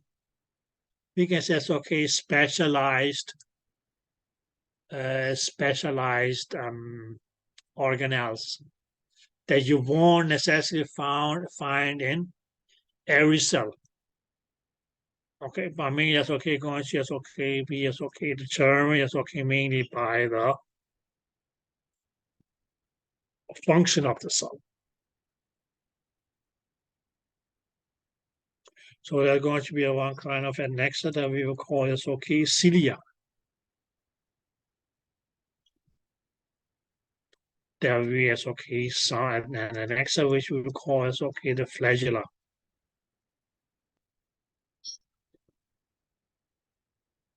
And okay, as a adnexa, which is going to be as okay the vacuole.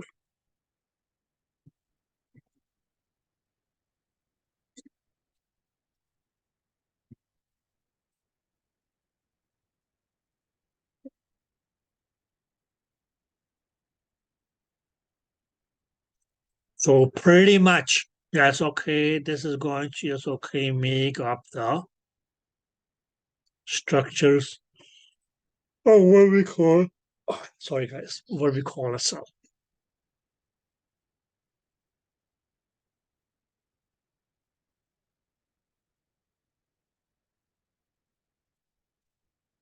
Did you guys get that? Yep. Yes. So. Our first organelle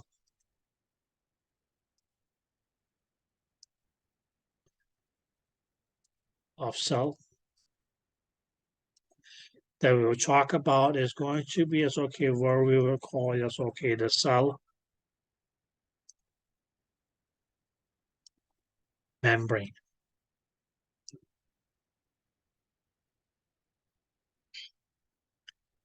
Okay. Now guys, yes, okay, the reason that we use the word the cell membrane, it's made as okay because we are talking about as okay, where we can say okay call human cell. Not human cell, but even as okay, we are talked about as okay, let's say animal cells, it will be called a cell membrane. Okay. The same structure if we talked about plants or plant cells would have been referred to as the cell wall.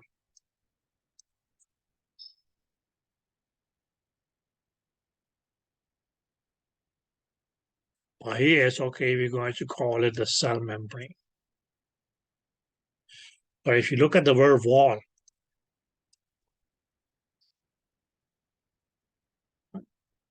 that means it's okay, it tells you it's okay what the cell membrane will be.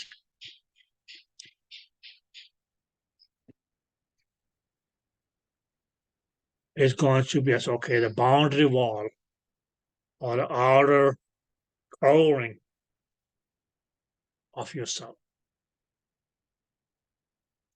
Now, the reason that we call it a membrane mainly is okay because it is going to be as okay like a membrane. Now, guys, whenever it's okay, I talk membrane. I usually it's okay give this example so that you may be actually able to just okay visualize what it will be like. Now, next time, yes, okay, you crack an egg. Leave the shells out. And what you sooner or later will see is okay on the inside of the shells that are going to be as okay a thin film. You may actually as okay be able to as okay peel that out. That is a membrane. That's a membrane, or that's mean yes okay what a membrane yes okay will look like. Yeah. So whenever we say membrane, it's going to be as okay a thinner or thicker sheet of tissue.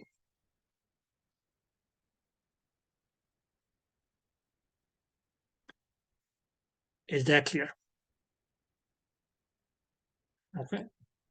Now mainly as okay, and you as okay. If that's okay, you were to do less okay scientific experiments and so on, so on, so. An easy source for something that is okay looks just like okay as a human membrane, but you don't want to obtain it from a human source. Okay, will be as okay the membrane from the shell of from the egg. Okay, so yes, okay. Next time, yes, okay. You boil an egg.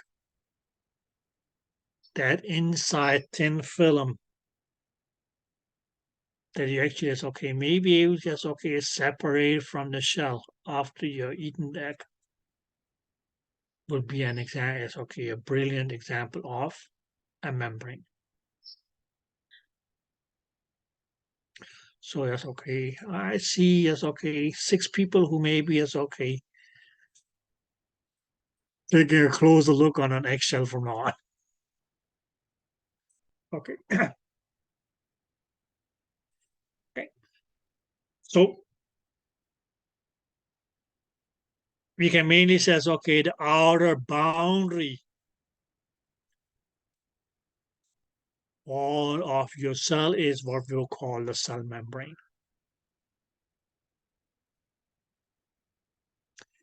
Okay.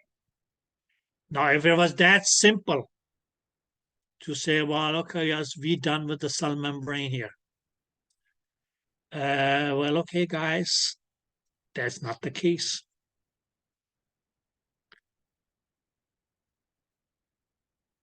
But we can say, okay, if this here is okay, was our cell membrane, which means it's okay, as we say, it's okay, makes the outer boundary of the cell.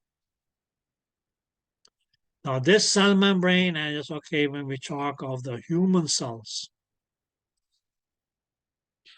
actually is going to be made up of a bilayer.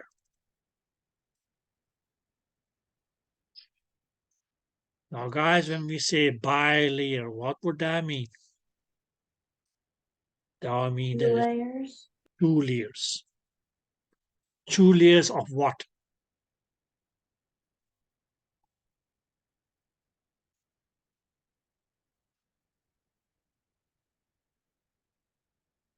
Phospholipids.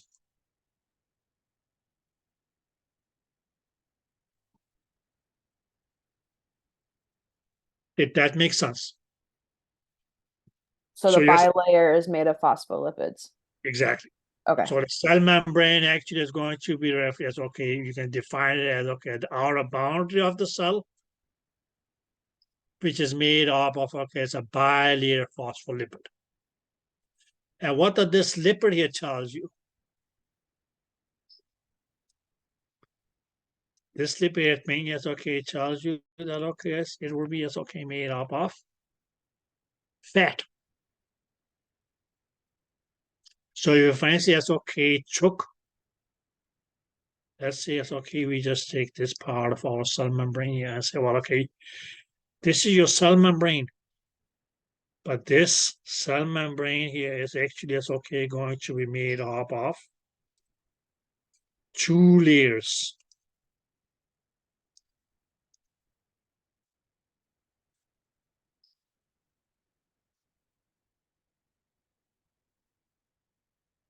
Of phospholipid. And we can say, okay, this will be one of the layers. This will be, yes, okay, the second layer of phospholipids.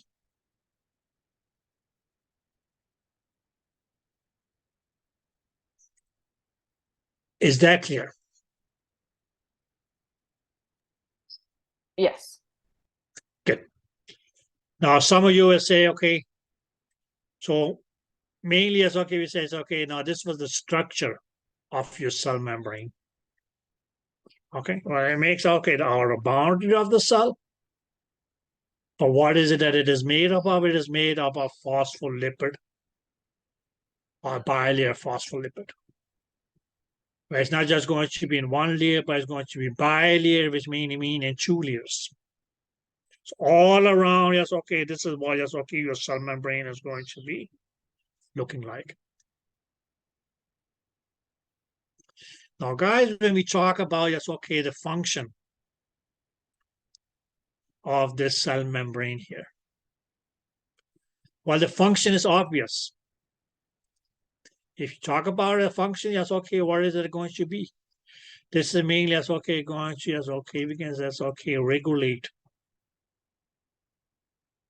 Or you don't like the word regulate, well, okay, yes, you can get even more, yes, okay, controlling, I say, yes, okay, it controls.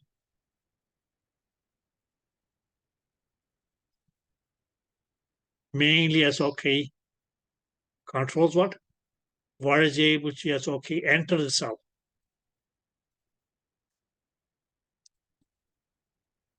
And what is going to be, yes, okay, leave the cell.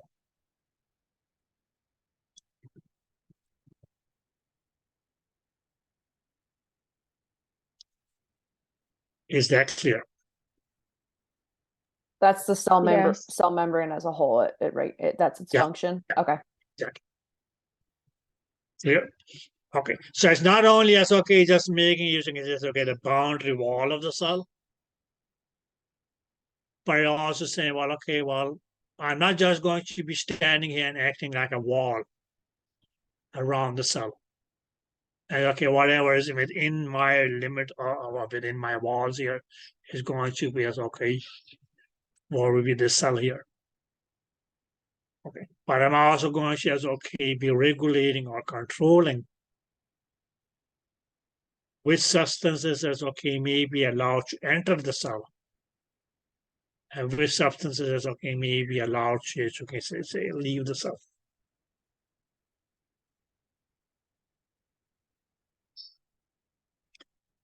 Okay. Now, guys, this is easier said than done. Because if we say that, okay, yes, the cell membrane is made up of lipids, which is fat. Now, I don't know whether any of you ever had thought of this or paid attention. But fat, or oil, if you want to put it that way,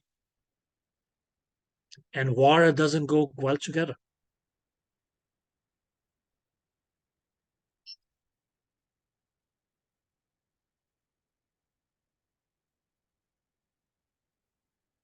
Now, if you don't believe me, that's okay. When you go to the kitchen the next time, just take a little cup of water and drop some oil in it. Any cooking oil whatsoever. And you will say, well, okay, that oil will not mix with the water.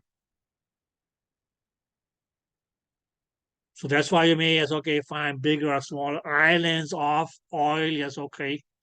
Now it's going to be floating on the top of the surface of the water. Why is it going to be floating? Mainly because, okay, it is lighter than water. That explains the floating. But why doesn't it mix with water? Well, okay, mainly because that's just, you can say it's okay, the nature of it. So the question comes, well, okay, there's going to be a lot of substances in the cell that will mix well with water and only can be transported with help of water. But if the cell membrane is made out of fat, it's going to like water stay away. Not a mile away, okay, but don't get close.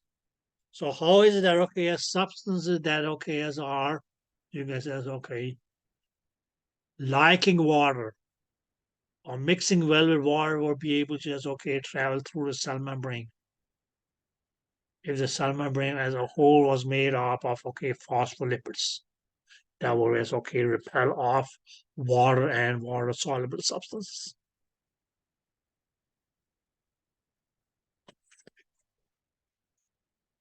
And that's when we mainly will say that yes, if your friend says said that this was our cell membrane, get out here, good.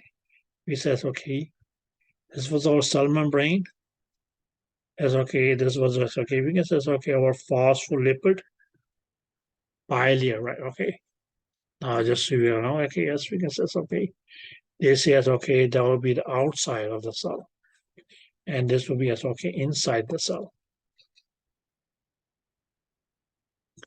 That they actually are what they from place to place to place. There may be channels through which substances may be able to pass through. Either this way or this way.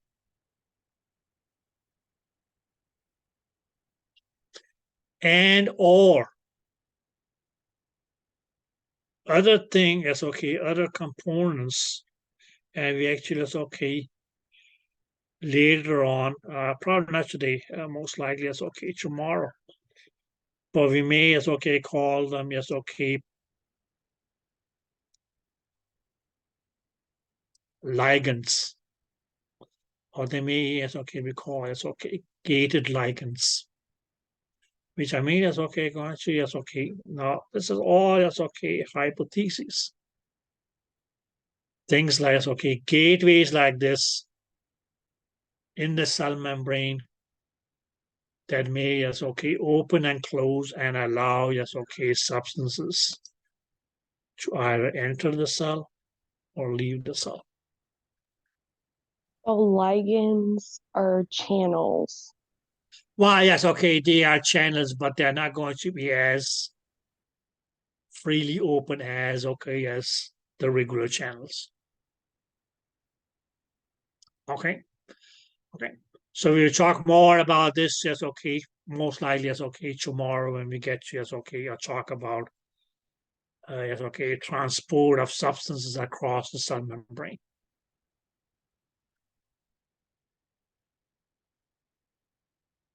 Okay, dear. Thank you. But what we mainly can say is that okay, yes, from spot to spot to spot to spot to spot. What is it that the cell membrane may have? Channels. It may have channels. From spot to spot to spot to spot to spot to spot.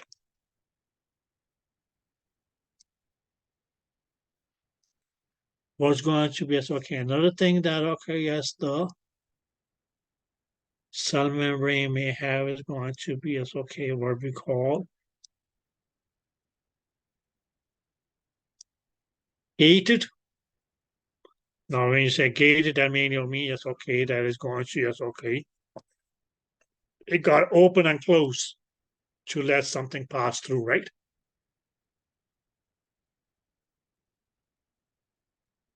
Right? Okay. Yes. Okay. So it's only if somebody has okay open the gate for you. When you get to a gate that you'll be able to pass through. Okay. Now most likely yes okay these yes okay here yes okay. Now chemically yes okay they are proteins. Okay, but we may yes okay just call them yes okay gated ligands. Ligands. Okay, some people may not call them gated, they may just call them as okay protein ligands. Okay. Okay. But these actually as okay would need to yes okay open and close or open up to let as okay substance as okay either enter the cell or leave the cell.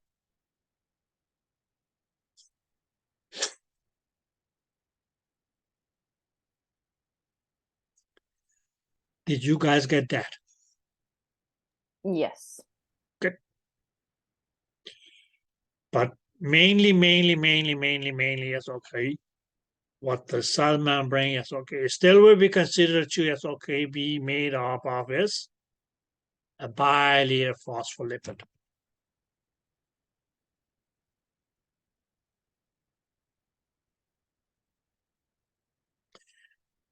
Now, guys, when I talk, and it's okay, see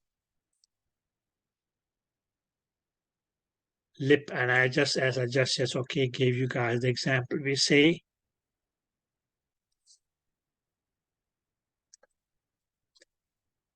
lipid mainly is okay, refer to fats. Fats or oils, right? Okay.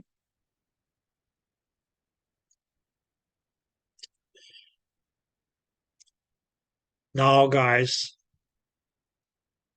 you may hear yes, okay. You may hear the term pertaining to yes, okay, are related to lipids, which is going to be yes, okay, what we can call yes, okay, lipo from lipid.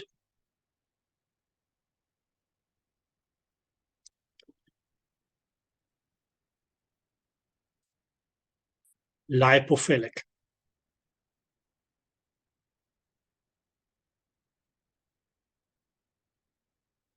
Oh, sorry, it's not with two L's, sorry.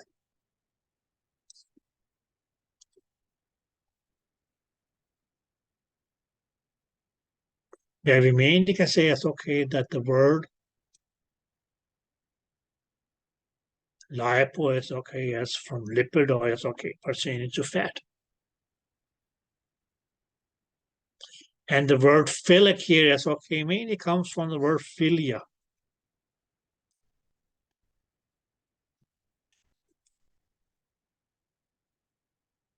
Philic just becomes yes, okay pertaining to philia, which means liking, or you can say it's okay attracted to, or it's okay loving.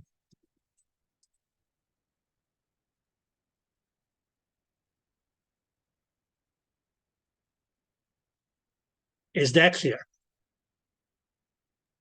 Yes. Okay. So we can mainly say as okay, any substance that mixes well with fat, or you can say as okay, gets attracted to fat mainly because okay, it likes fat, will be as okay referred to as being lipophilic.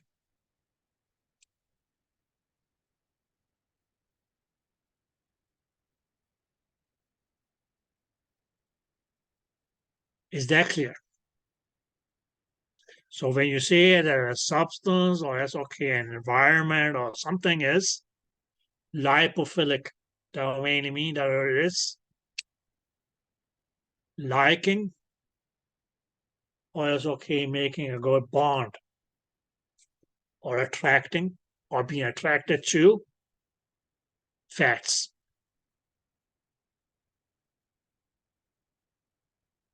Now, what is going to be the opposite of lipophilic?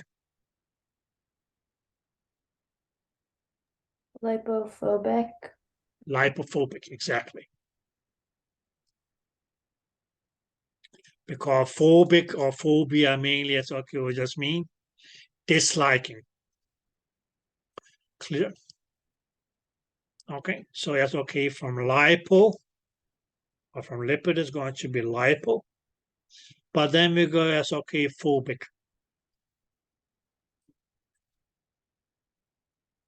Which means it's okay, that's come from phobia. Which means it's okay, just means because it's okay, disliking. The opposite of attracted or attracting is going to it's okay, repelling. Or you can say it's okay, pushing away. Okay. And what we said earlier was that, okay, yes, an object, for instance, yes, okay, that would be considered to be lipophobic, for instance, is water. Water is lipophobic.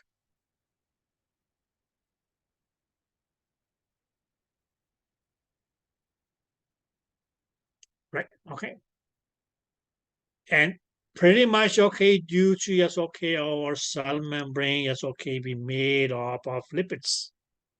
That's why we say, yes, okay, for water and water-soluble substances to pass, yes, okay, through the cell membrane, we need, okay, as another, yes, okay, mechanism. Because this lipid membrane here was not going to, yes, okay, let the, yes, okay, any water-soluble substance get through the cell membrane, whether leaving or entering it. Did that make sense? So lipophobic is any substance repelled by fat Or repelling fat. or repelling fat. Okay. You mainly say, oh, okay, yes, that you're not making, yes, okay, a good bond or something. Either you walk away or you get pushed away. Did that make sense? Okay, so okay. So anything that okay, yes, doesn't go well with fat will be referred to as being lipophobic. Anything that okay, yes, that makes a bond with fat, either because the fat says, okay, come here, come here, come here. Or just okay, just can walk on a walk. Okay. Join it because okay, the fat is not pushing it away chemically. Will be lipophilic.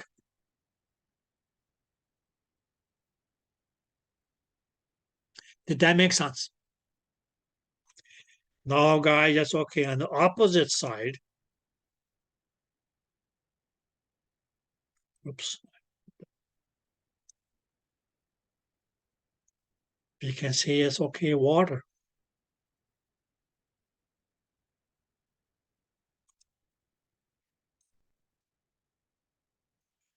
Now, the word that we may as okay use for water is going to be as okay hydro.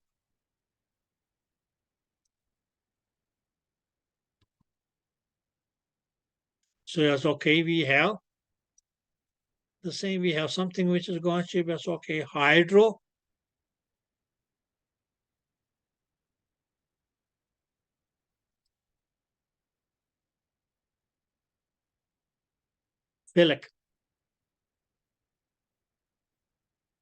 Which means as okay, you say as okay, any substance that okay makes a good mix or match with water will be as okay based on as okay this philia and phobia here as okay be considered to as okay be hydrophilic. Whereas okay on the other hand we can say as okay if we have hydrophilic we also as okay will have okay as what we can call as okay hydrophobic.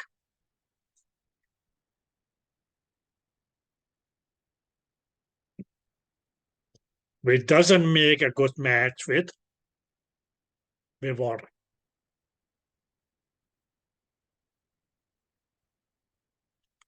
Did that make sense? Yes. Yep. Okay. And okay, yes, when we talk of substance, yes, okay, you can only be on one team. You can't say, well, okay, I want to be friend with fat, and I want to be friend with water. You can't be both philic with both. Did that make sense? Likewise, you can't be phobic with both. You can't say, well, okay, I hate everybody. Okay, whether he calls himself water or whether he or she calls himself fat. Clear? Okay. But if you like one, you gotta dislike the other one. Or vice versa. So what we mainly can say based on this is that okay, as a substance which is oops,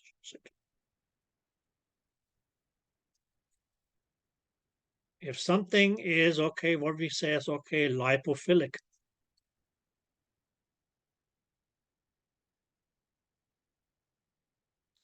That substance is actually is okay, is going to be the same as saying that okay, that substance will also be hydrophobic.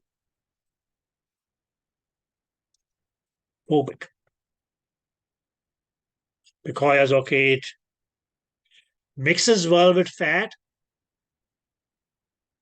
but that is going to cause that it will not mix well with water.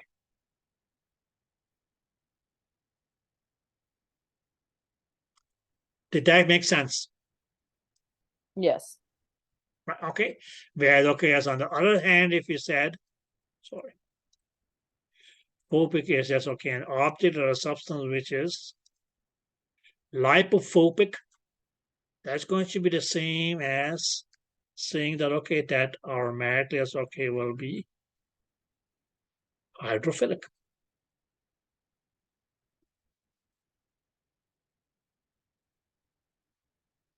because it doesn't make a good match with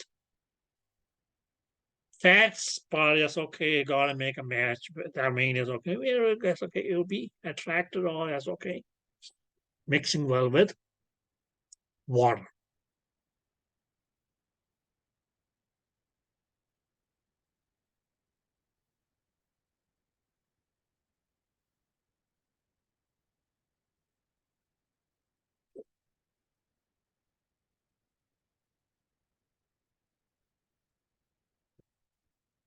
Did you guys get that? Yep. Yep.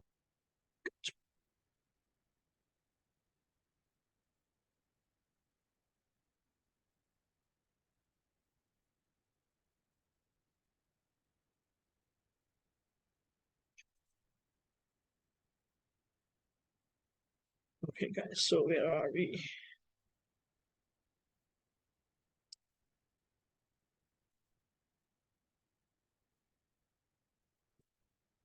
So can you guys see this slide here?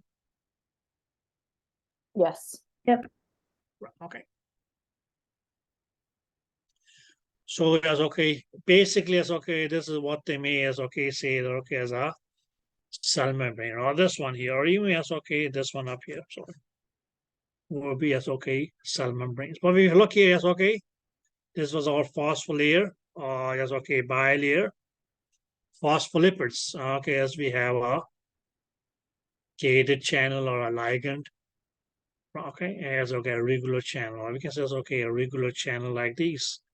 And these are okay going to be as okay what we call as okay the gated ligand or as okay protein ligands and so on. So okay, that we may as okay talk a little bit more about as okay when we get to as okay or talk about the transport across cell membranes or transport of substances through cell membranes. Okay.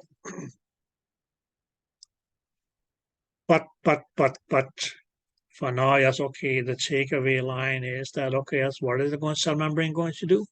It's going to, okay, form the outer boundary of the cell, which means you says, okay, whatever falls within the limits of the cell membrane is going to be as, okay, what will fall within the cell, or is going to be as, okay, part of the cell here. Okay, but structurally, it's okay, what is a cell membrane made up of? A phosphorus, okay, bilayer phospholipid. Okay, therefore, okay, from point to point to point, yes, okay, there may be, yes, okay, these channels and or, yes, okay, the guided ligands or, yes, okay, protein ligands, as some people may call them.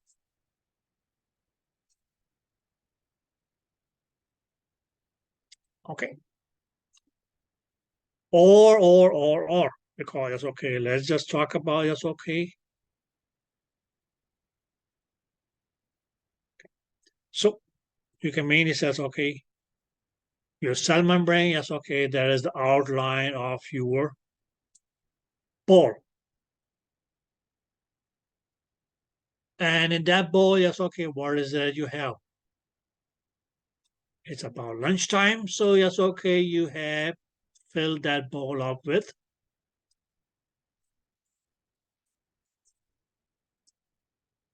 soup.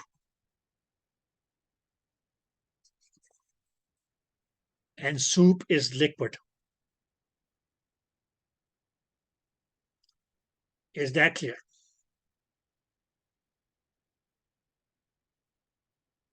Yep. Good. Okay. So that actually is okay going to be a liquid substance on the inside of the cell wall, which we mainly as okay just will call as okay the cytoplasm. Yeah, guys, the word cyto.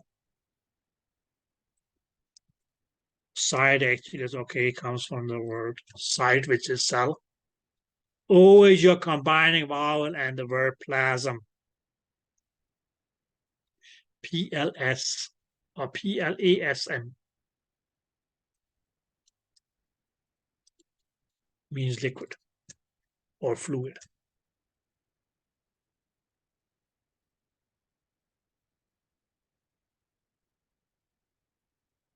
Clear? Now, had it not been for, yes, okay, for the cytoplasm, yes, okay, the cell would have been as dry as a cracker. So what we actually have was, we can say, yes, okay, we have the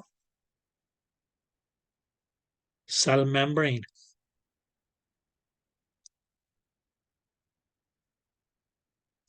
And inside the cell membrane is going to be, yes, okay, the fluid of the cell, which we call the cytoplasm.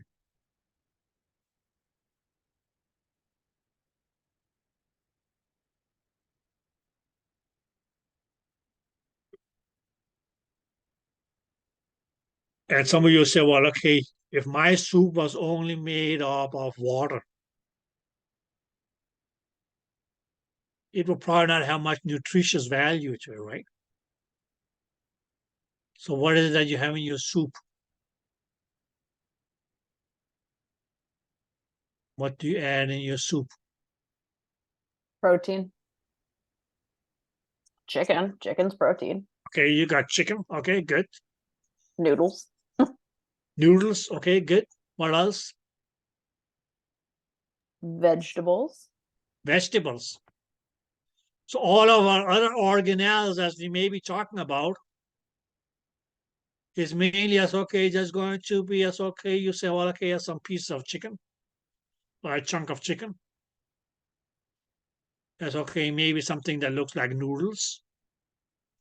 Okay, some of our other organelles are going to be as okay, different vegetables, carrots, scallions, different roots, and so on, so on, so floating around in this cell here.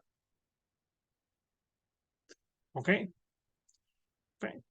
But as okay, these different organelles, they're going to have their own functions as far as okay, the functions of the cells are concerned, right? Those different ingredients in your soup is going to okay, add their own flavor to the soup, right? So that your soup doesn't taste like okay, as plain boiled water. That is going to be as okay, a pretty boring soup, right?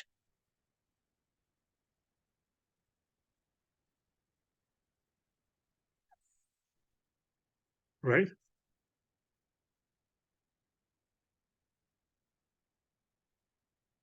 Any questions now?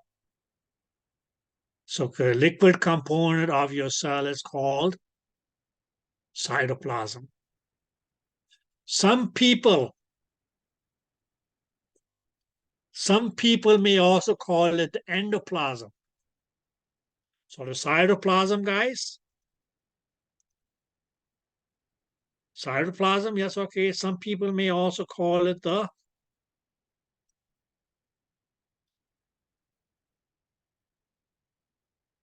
endoplasm. And again, yes, okay. Well, okay, you can say, okay, plasm is fluid. Okay. And the reason that they call it endo, because that's okay, endo, as we said, is inside. So the inside fluid.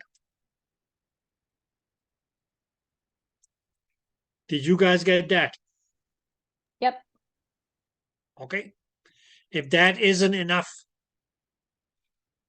this cytoplasm or this inside fluid here is okay. Some people will also just okay refer it to as the, maybe I should choose another color. That's a little bit more. Intra, which means actually inside, right?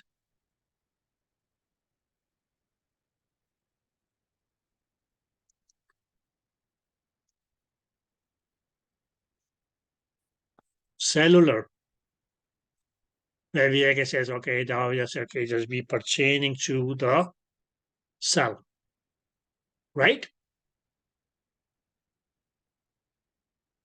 Right?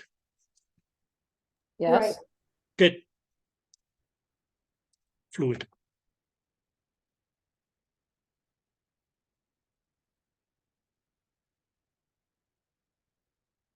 Okay, so the cytoplasm, well, okay, some people may also call it the endoplasm. Or yes, okay, we will also, yes, okay, or we may also refer to as the intracellular fluid, the fluid inside the cell.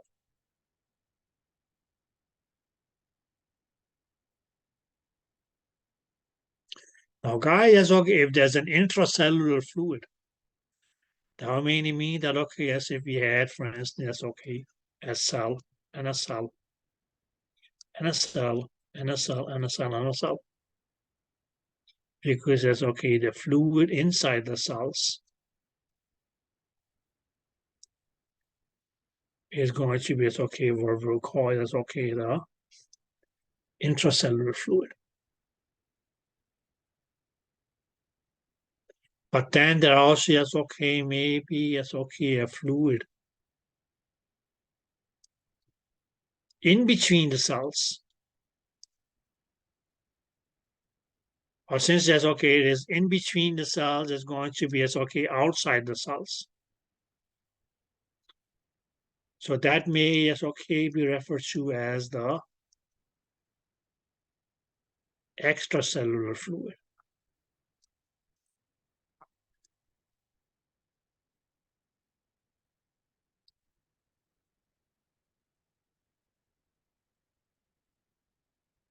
Is that clear? Yes. Okay. Okay. So it can also, yes, okay, that can be called extracellular fluid. And later on, yes, okay, in this chapter, you may come across the word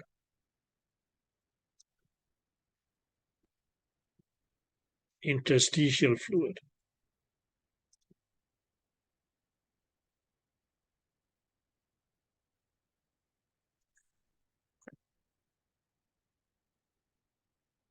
Which they mean as okay, just say as okay is the tissue fluid. Because we can say as okay, these cells as okay, what did they make? They make a tissue. But what actually is going to be the extracellular fluid, which is fluid outside the cells. Can also be called interstitial fluid, or some people may just call it a tissue fluid.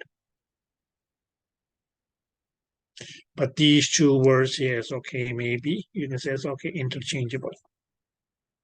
Where okay, as when we talk cytoplasm, you may come across okay instances of like it is referred to as the intracellular fluid.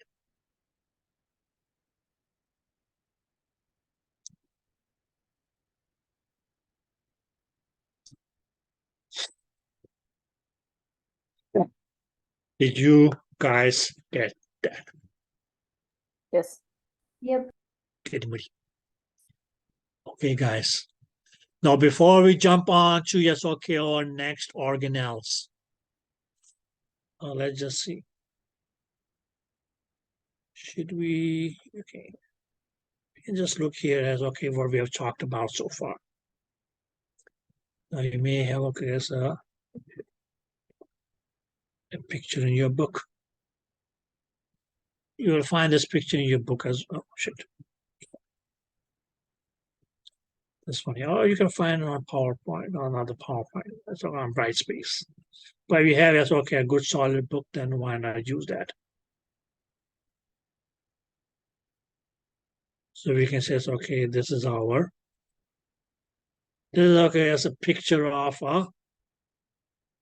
a cell. And what have we talked about so far? Roughly speaking, guys, Cell membrane in the cytoplasm. we have talked about yes, okay, the cell membrane. So all this, yes, okay, this means okay, just the outline of your. You can say it's okay, the cell membrane, right? Okay. So all this is okay, that's the cell membrane. And what you have inside the cell membrane is the cytoplasm, the fluid component of your cell. And then this cytoplasm is going to be okay, the different ingredients in your soup. The chicken cube, right? Okay. The noodles. Okay, that's okay. Chunks of carrots. Okay, some other, yes, okay. Other roots, etc., etc. Okay. That you yes, okay, may find in the, all right, that's okay, some small peas or chicken peas or something like that. Exactly. So if we guys, when we come back, we will talk about more of the ingredients of the soup. Now, who is having soup for lunch?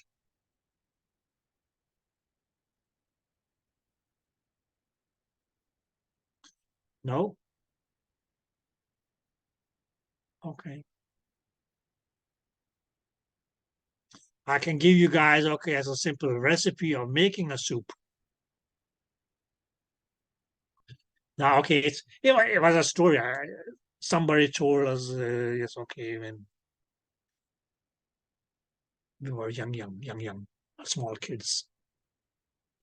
But it was actually, yes, okay, it was about a guy that, okay, he was walking through a forest because he had to go from one town to another town to sell some goods or products or whatever. And it turned night. It's okay. He ended up as okay, get stuck in the forest during the nighttime. So, um, he saw a small cabin. Okay, the lights were on, so he said, okay, maybe I can just ask the people if they would allow me to just okay spend the night at the house. So he knocks at the door, and okay, that was a single lady that was living in that house, and she welcomed him. Yeah, that's okay, sure, that's okay. I have a couch over there. You can whenever. She said, "Well, like I'm pretty hungry right now. Do you have anything to eat?" And she goes, "Not really at the moment, but we can make something together."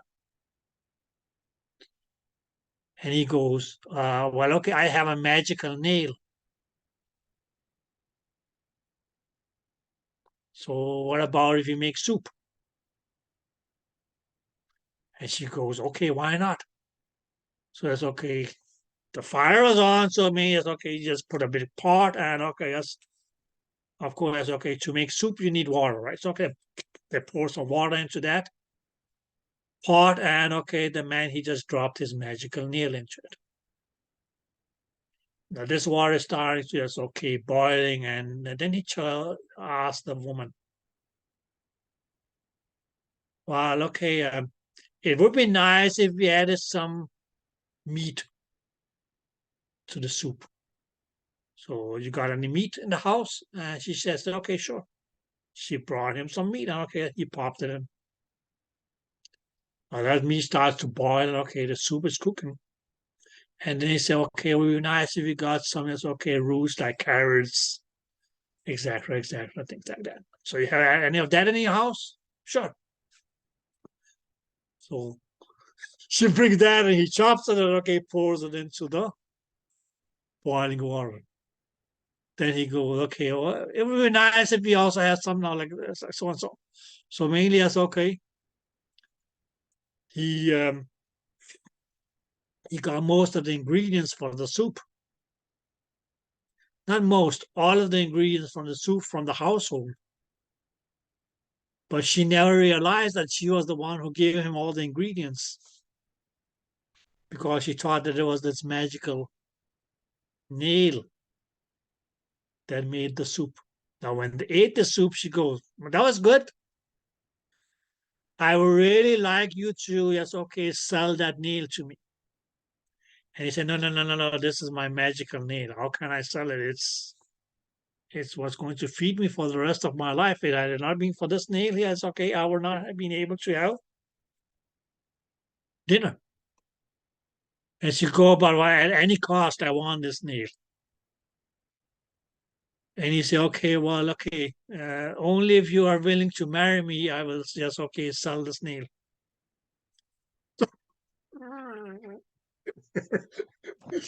Okay, but yes, okay. So don't put a nail in a pot and say, "Okay, let's see, yes, okay, how it turns into soup." Okay, whatever you want to have for lunch, go and have it, and I see you guys back at, let me see. Would it be fair enough to say 12:50? Okay. Have fun today.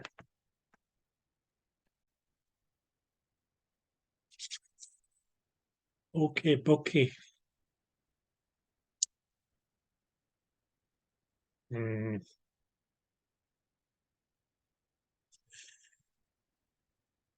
Any questions at this moment?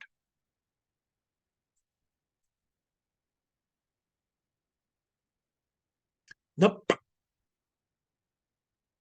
Good.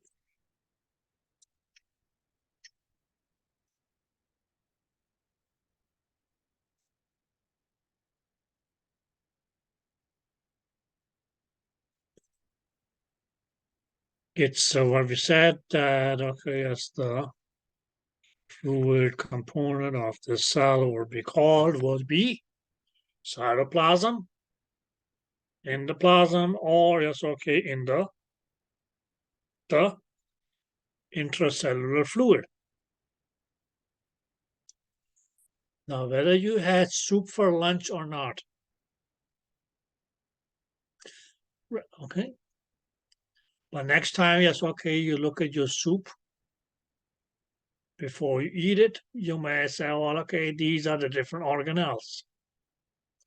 Here, okay, of the cell, which you found in the bowl. It's made up of the same membrane. Good. So let's just take, yes, okay, organelle after organelle after organelle.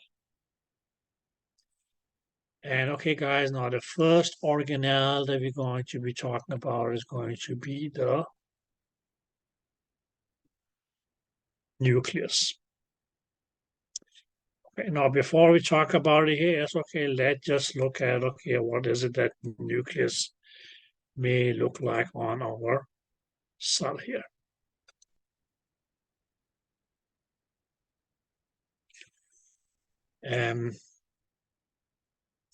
Okay, guys, so yeah, this fellow here.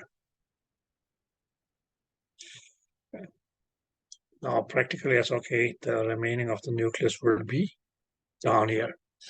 And the main, yes, okay, just opened it up. Otherwise, okay, the nucleus main, yes, okay, will be, yes, okay, somehow it's okay, round structure. Okay. Okay. Most likely, yes, okay, when we talk about, yes, okay, a round cell like this, mostly, yes, okay, the nucleus that will mainly, yes, okay, be found in the middle of the cell. But in this case, yes, okay, they pushed it onto this side here. And okay, yes, practically, yes, okay, the nucleus is most likely wants to be, yes, okay, a round structure. Did you guys get that? Yes. Good. So in our case, yes, okay, this fellow here, that's the nucleus.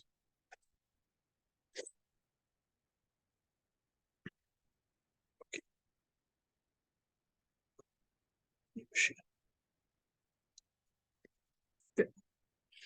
Now, guys, functionally, yes, okay, what is the function of the nucleus? Why does the cell have a nucleus? And we can mainly say that, okay, as this is going to be, as okay, the brain of the cell.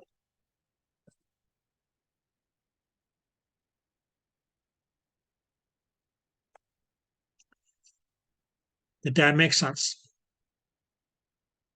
So it's like the control center of the cell. Yeah. Okay. Okay. Just like, okay, if you say that, okay, as if we were as, okay, just made our one cell, okay, we will still have, okay, as something which controls and regulates our functions. Or, okay, keep control on, okay, as the things that we are doing. That will be the brain.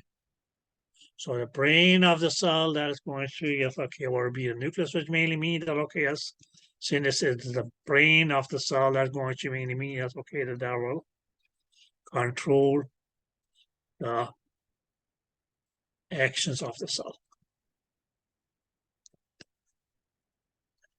Or as you may say as okay, or as they may call it as okay, the control center of the cell. Did that make sense? Yes.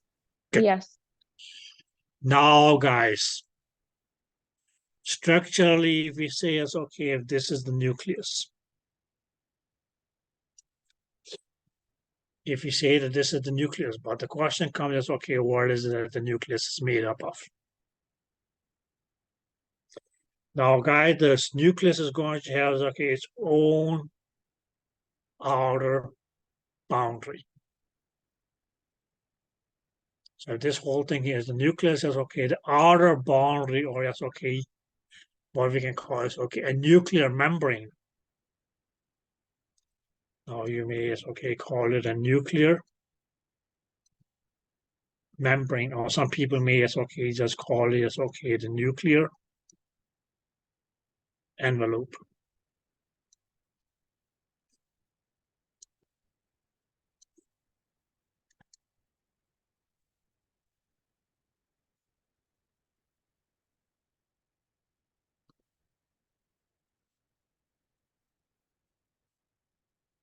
Is that clear?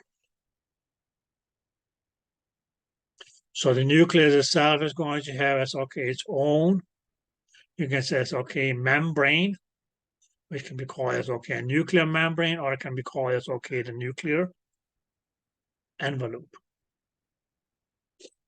Okay, guys. Now,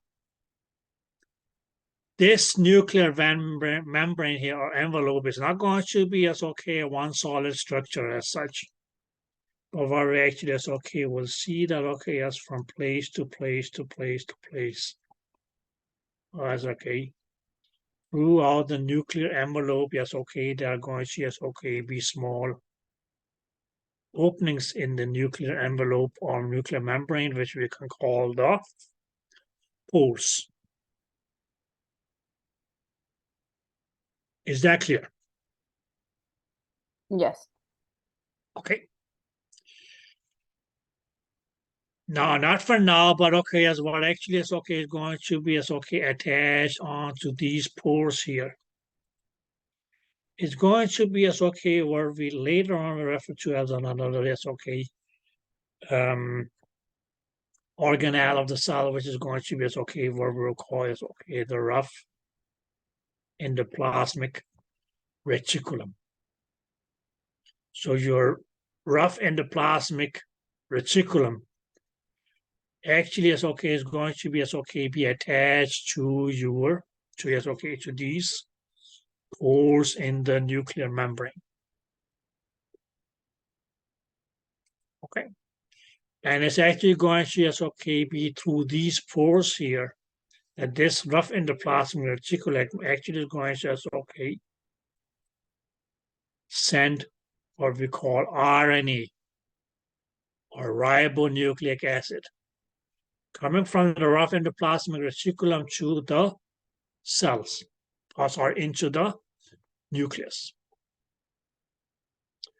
And what is that the nucleus is going to be doing with this RNA?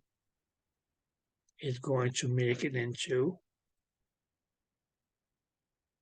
DNA. So actually, as okay, we can say as okay, the nucleus is mainly as okay where your DNA is stored. Or as first as okay, produced as okay as the nucleus receives RNA, but that RNA becomes your DNA. And this is mainly as okay going to as okay what you can okay make up just okay the genetic material, controls just okay the functions, the tasks, the things that okay this cell here will be performing.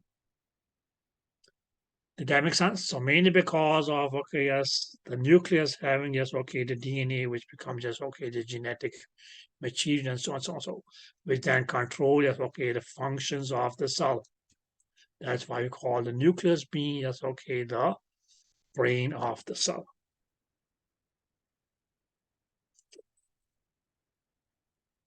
Did you guys get that?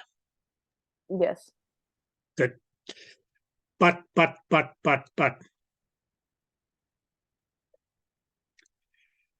This DNA here is okay. That was mainly as okay, just a molecule.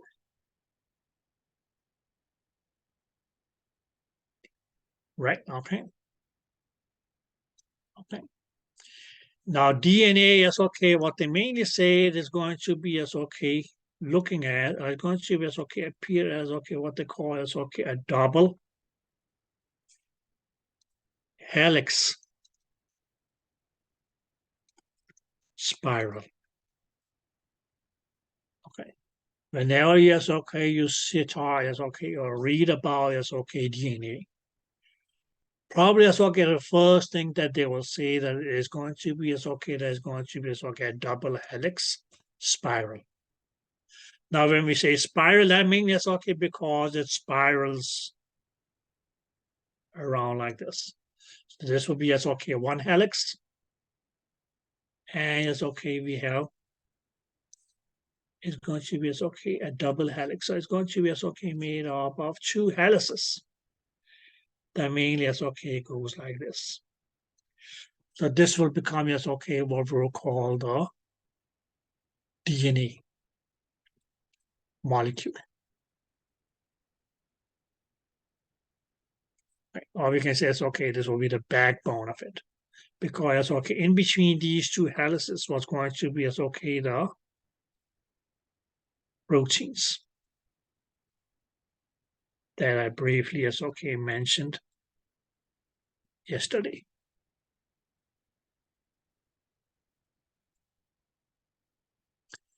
Is that clear? Yep. Good. Okay. Now, this DNA here, bigger or longer chains of DNA is going to become yes, okay, what we call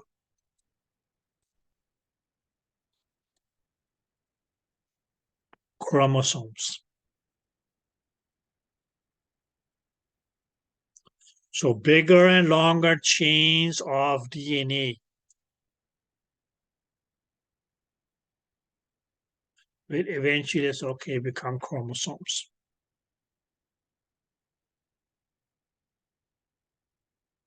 Basically, you can actually go into it's okay, see it's okay, the actual is okay. Genetic material of your cell. Now, guys, in regular cells of the body, any regular cell of the body is going to have okay, a total of 46 chromosomes.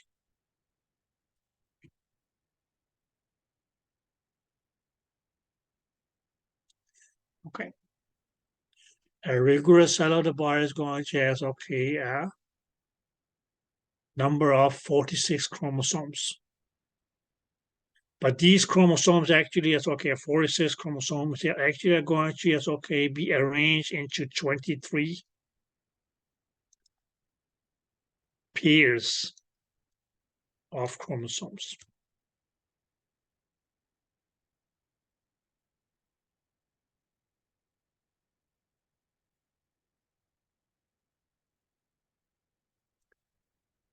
Is that clear?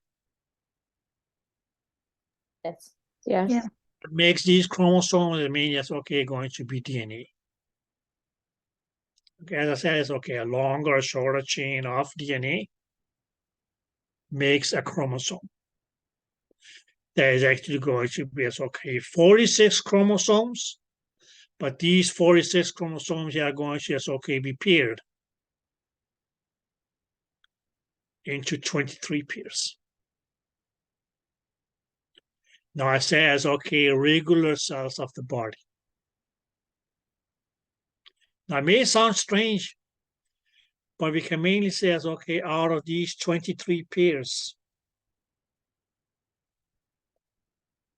of chromosomes, that's okay, the first 22 pairs. So mainly it's okay from 1 to 22. They are going to be as okay, what we can okay and call as okay, regular chromosomes.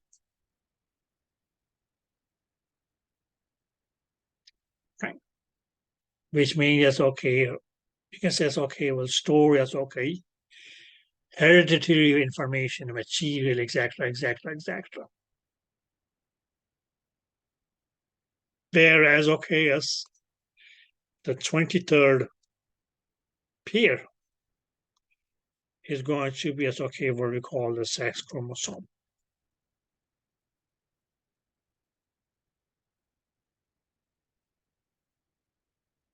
Okay. Now, when I said that, okay, as regular cells of the body had 23 pairs, so that is going to be as okay, what we actually call as okay, a diploid number of chromosomes. And that's what you mainly as okay, will find in all body cells.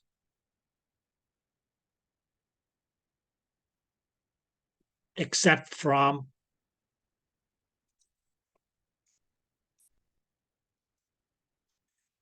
that's okay, what we will call the gametes.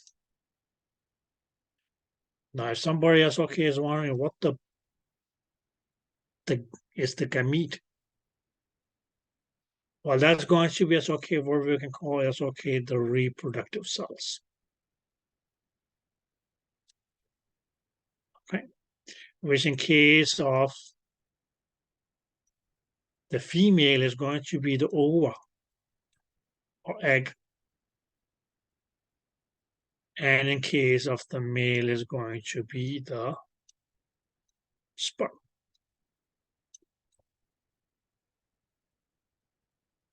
Because what your gametes or reproductive cells are going to be, or how that's going to be as okay, where we actually as okay, we'll call oh shit, that's probably the wrong color. Okay, yeah. Oh, shit, that's the wrong color. Shit. Okay. It's going to be as okay, what we'll call a haploid number of chromosomes. Because that's okay. And what that will mean is that there will not be paired.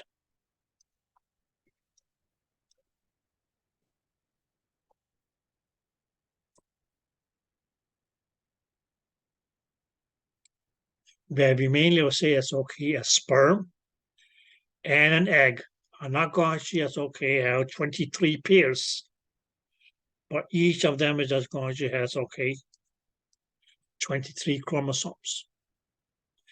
It is when these two here meet that the first chromosome from the egg pairs with the first chromosome from the sperm. Second, third, fourth, fifth, sixth, and so on, and makes that okay and becomes paired. Did that make sense? Yeah. All body cells except from the gametes are going to just okay have a diploid number of chromosomes, which mainly means that okay has a total of 46 chromosomes, which are going to be arranged in 23 pairs. Whereas the gametes, or what we call as okay, the cells of reproduction, have haploid number of chromosomes, which is just going to be as okay. What's that haploid number? Is going to be half. So not 46, but mainly that's okay, just 23. Where we again can say it's okay in the egg, and as a matter of fact, in the ova.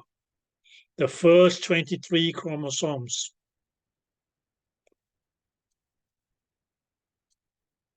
or first 22 are going to be regular chromosomes. Whereas, okay, the 23rd chromosome is going to be, okay, the sex chromosome.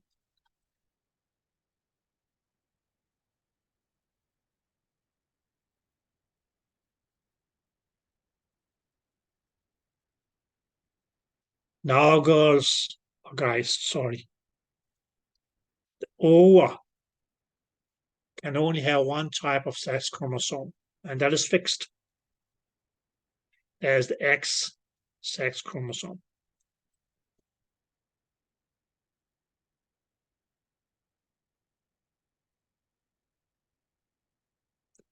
Whereas, okay, as far as the sperm is concerned,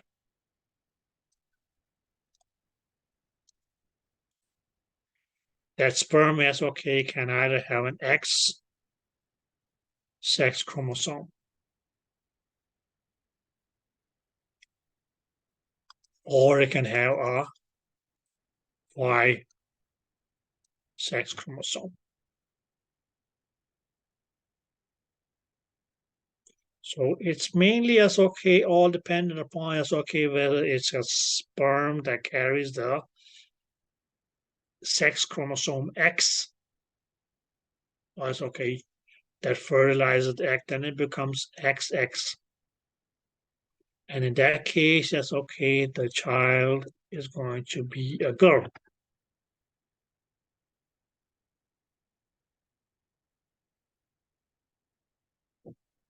Whereas, okay, if it was a sperm that carried the Y sex chromosome,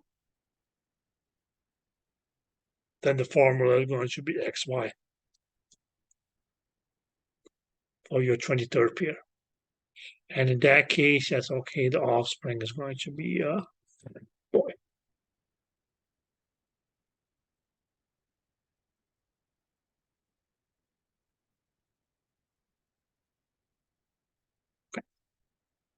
But it's going to be a combination of either XX becomes girl, XY become boy.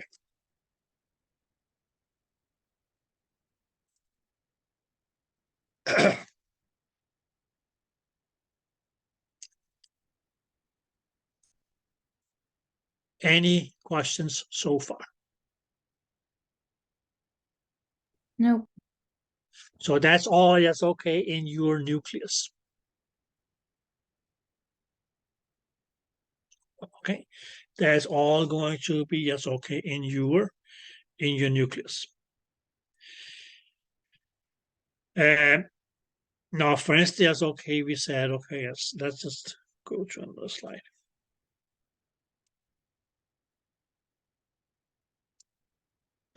So we can say okay, we had the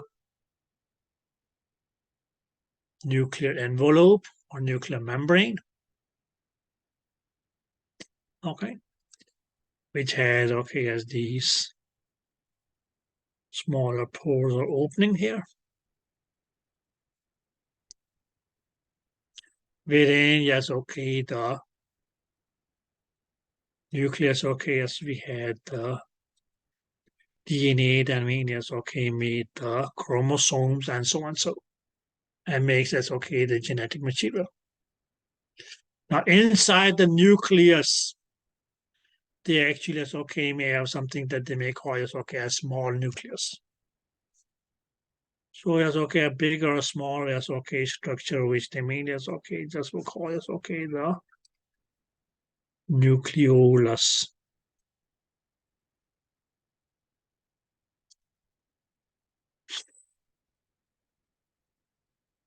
Is that clear? Yep. Good. Any questions?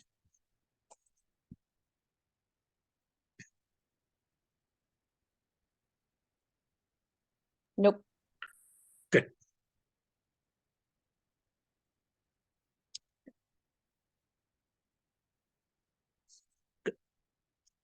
Let's see. Now, guys, the next we want to call it okay. Organelle that we may talk about is going to be as okay where we prime, yes, okay, can call yes, okay, the endoplasmic reticulum. Okay. Now, yes, okay, just for simplicity's sake, yes, okay, I may just abbreviate this here as ER.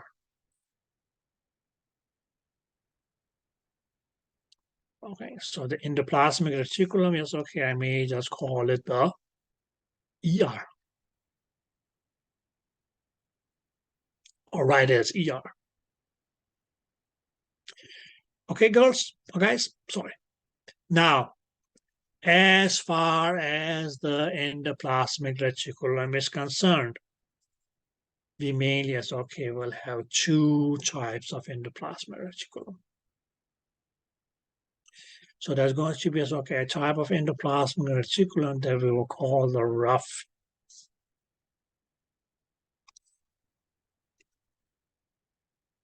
endoplasmic reticulum.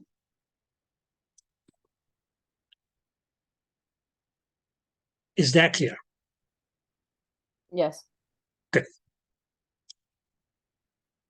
And we can say, yes, okay, the other type of endoplasmic reticulum that we will have is going to be, yes, okay, the smooth endoplasmic reticulum.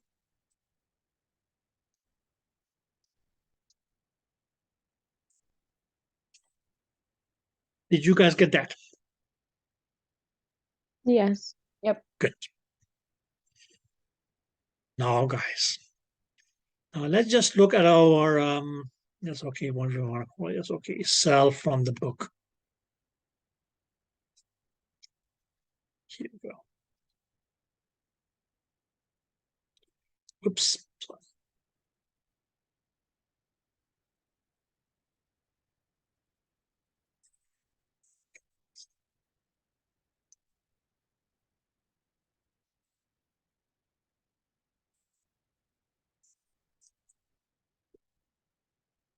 Oh,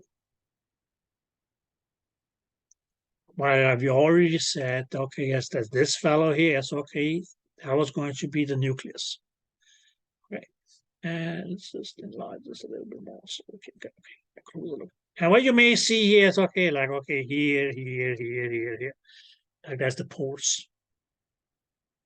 Okay, and this pink material here, whether it's this fellow here or these fellows here, that's going to be as, okay, your endoplasmic reticulum. Is that clear? Yes. Good. Now, if you just look closer, okay, let me just enlarge it even further. You may see that, okay, yes, the rough endoplasmic reticulum opens into the nucleus through the pores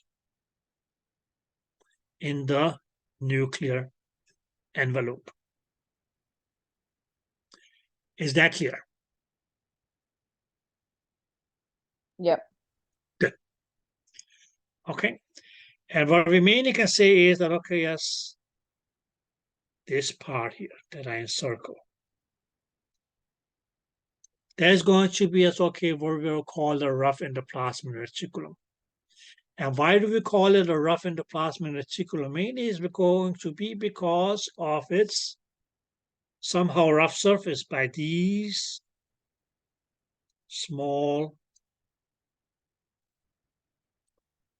structures here, okay, on the surface.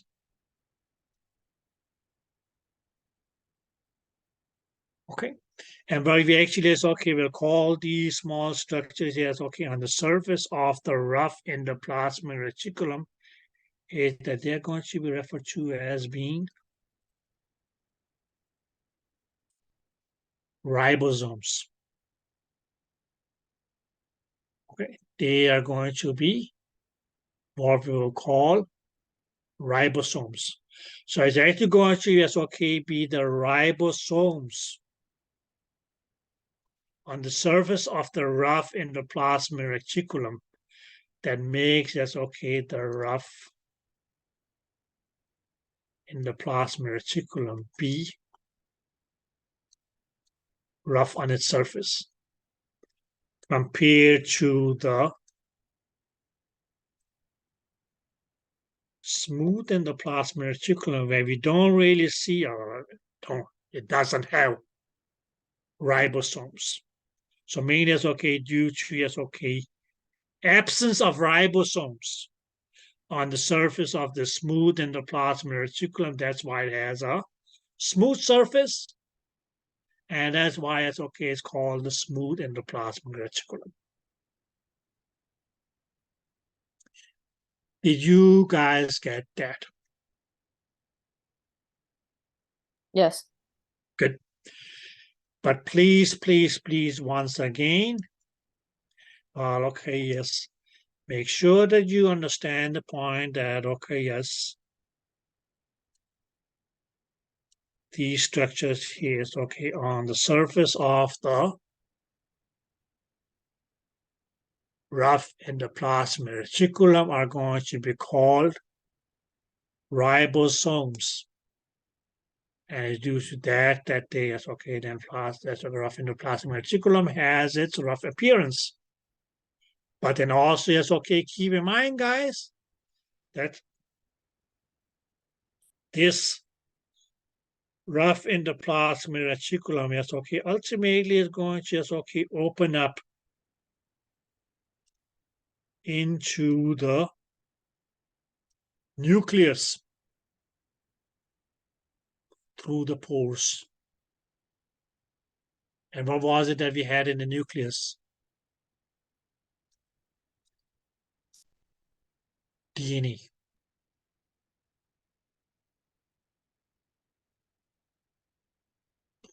DNA becomes chromosomes. Chromosomes makes up the, well, okay, the genetic material. Did you guys get that? Yep. Yes. So the endoplasmic reticulum opens up through the poles to the nucleus. The rough endoplasmic reticulum. Okay. The rough endoplasmic reticulum. So what I said was, well, okay, yes. Why was the rough endoplasmic reticulum rough? Because of the Because ribosomes. of the ribosome.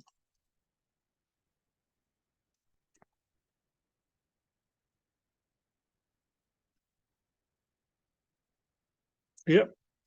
Now just look at the word ribosome. Okay, now some of you say, okay, why isn't this ribosome?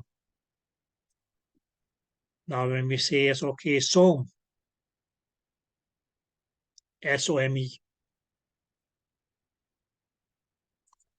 Okay, when we say some, which means, okay, spelled like some, but okay, as it is pronounced some.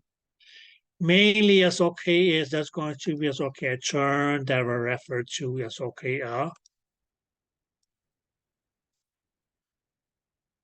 vesicle-like structure. What would be a vesicle? Mainly as okay the same as a cyst. A structure with an outline that contains, or we can say, okay, stores a substance. And the name of that substance is going to be as okay from ribo. Because why do they call it a ribosome? Mainly because, guys, it contains RNA.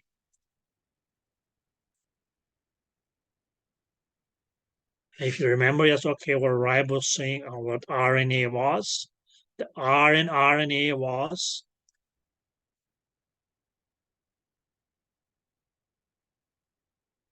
okay, ribo, right? Did that make sense? Yep. So what is it that your ribosomes contain? RNA. RNA. Okay. Now this RNA is mainly, yes, okay, what is it going to do? It's going to travel through, yes, okay. Let me just, okay, where were we? Okay. Let's just look here again. It's okay. Okay, me says, okay, the RNA in the ribosomes is going to be released from the ribosomes into the endoplasmic reticulum, travel through the system of canals here, and get released into the nucleus. Did that make sense? Yep. Good.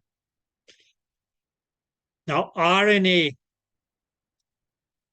Now when we say, okay, the DNA, for instance, okay, was a double helix spiral. RNA is mainly, yes, okay, only going to, yes, okay, be a single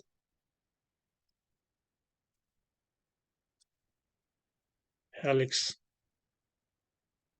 And okay, as it enters into, yes, okay, through the pore, into the nucleus, this other helix or strap or band is actually, yes, okay, being prepared by the nucleus. And mainly, yes, okay, just binding to it. And what you end up having is DNA.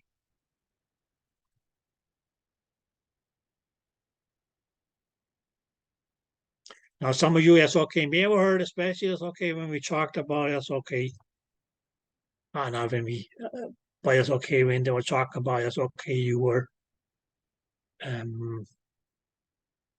COVID vaccines and things like that. mRNA. Now, what is this M here? That means, yes, okay, just stands for messenger. So that's going to be, yes, okay, a chemical signal from the RNA that mainly, yes, okay, is conveyed to the nucleus and say, well, okay, this sequence of RNA is on the way because, okay, it has, okay, those RNA proteins. So make sure that, okay, as you have the second strip ready to just, okay, attach to the relevant proteins in the strip to make DNA.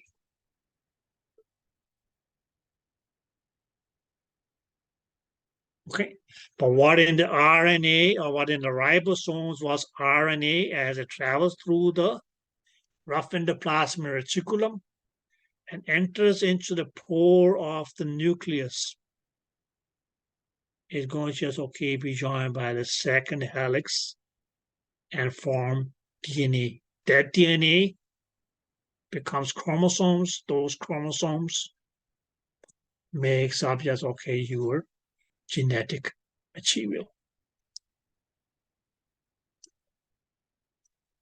Did that make sense? So we call it ribosome mainly because, okay, it's going to be, okay, the sac-like structure or pouch-like structure, which is going to hold ribo. Ribo mainly is, okay, from the ribo in RNA. Did that make sense? Yeah. Okay, and it was due to, yes, okay, as I said, the ribosomes. It was the ribosomes on the surface of the rough endoplasmic reticulum that gave the rough endoplasmic reticulum its rough appearance. But what did we have in the ribosomes? Ribonucleic acid or RNA.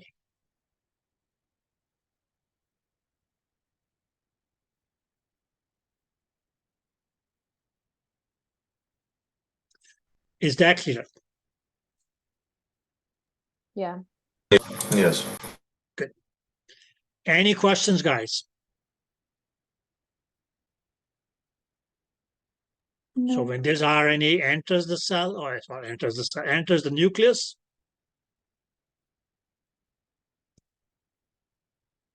it means okay, just going to be joined hand in hand by that's okay.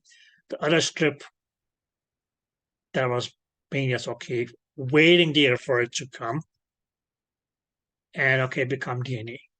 DNA becomes chromosomes. That's okay. Well, make up the genetic material, but that's okay. This whole thing here is okay. Controls. You can say it's okay. The functions of the cell. Now, guys, we can say it's okay. The smooth endoplasmic reticulum. Now, why was it smooth? Because it's okay. There was no. You can say it's okay. Vesicles. Or it's okay. No somes. Forget about ribosomes. Yeah. So I had that's okay. That relatively smooth appearance. So what is it that okay your smooth endoplasmic reticulum does? Now the function of the smooth endoplasmic reticulum is mainly as okay to as okay, we can say it's okay. Synthesize or produce. If you don't like the word synthesize, then you can say it's okay, produce. Things such as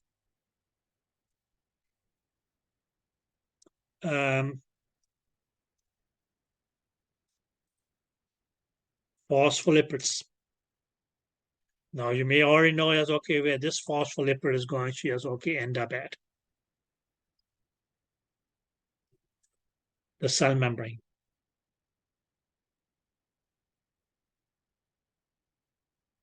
Right?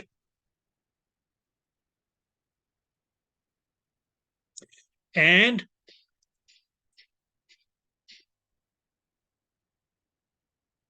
fatty acids.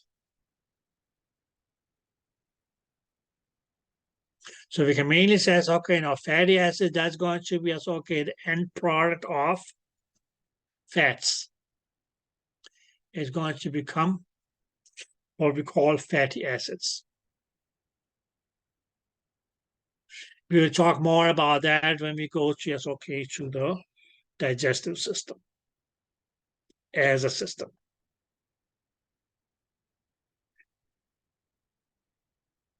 Okay. Now they may also say, well, okay, yes, you were smooth endoplasmic reticulum in the liver cells.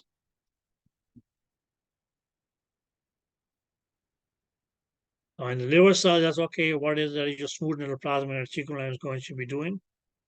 Mainly, that's okay, be responsible for that's okay, metabolic actions of the liver. Now, guys, in the body, 90% plus minus of OKS, all metabolism is going to happen in the liver.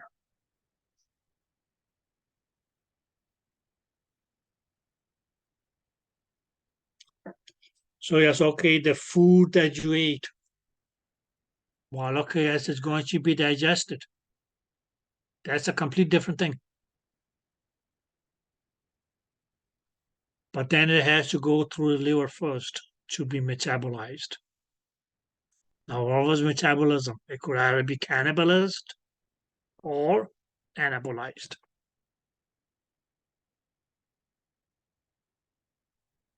Okay. You may as okay have a cold or a headache or a migraine or anything. The medications that you take has to be metabolized first. So that is also happening in the liver.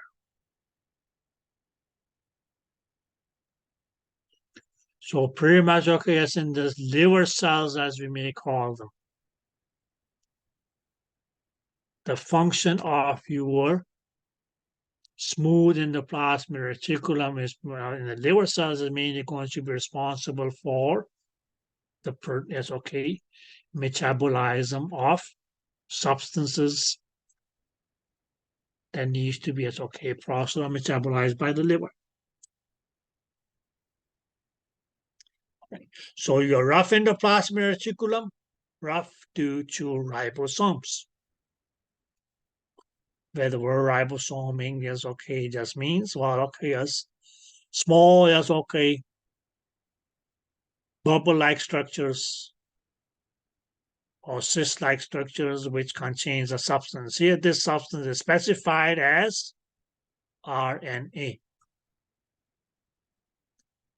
Being released into the rough endoplasmic reticulum, traveling through the canal system, ending into the nucleus to become DNA. Your smooth endoplasmic reticulum, smooth. Why? No somes, no vesicles, or on the surface of them, which is going to give it a smooth outer appearance or texture. Did you guys get that? So what is its function? Synthesis or production of phospholipids and fatty acids.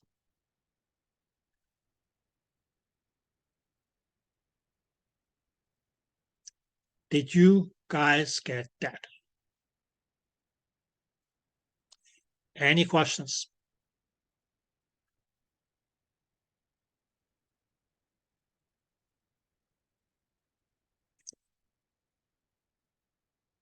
Okay, guys.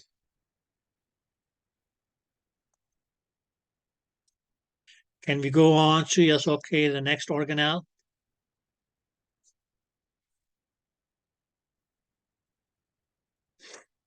So the next organelle that I would like to talk about is going to be what we can call the Golgi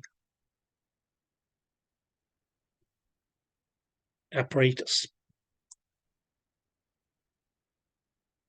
Now, some people may call it the Golgi apparatus. I guess your book call it the Golgi complex. And some of you may look up the word Golgi and as a regular English dictionary, say, like, I don't see anything about the Golgi. Okay. But let's just look at it. Okay, yes, I'm still here. Okay. So let's just look at our cell and see what's going to be the Golgi apparatus. And it's going to be this green fellow here. This green fellow here is that's what they call the Golgi apparatus or Golgi complex. Did you guys get that? Yep. Good. And if you look at it, yes, okay. Oh, yes, most texts may say that, yes, this Golgi complex or apparatus. Where are you? Scooby-Doo. Daddy finger. Yes, what does it do? Well, first of all, it looks like a stack of pancakes.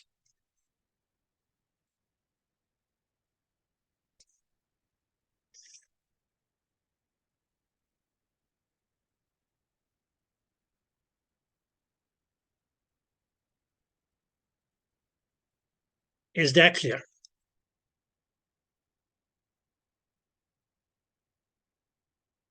Yep.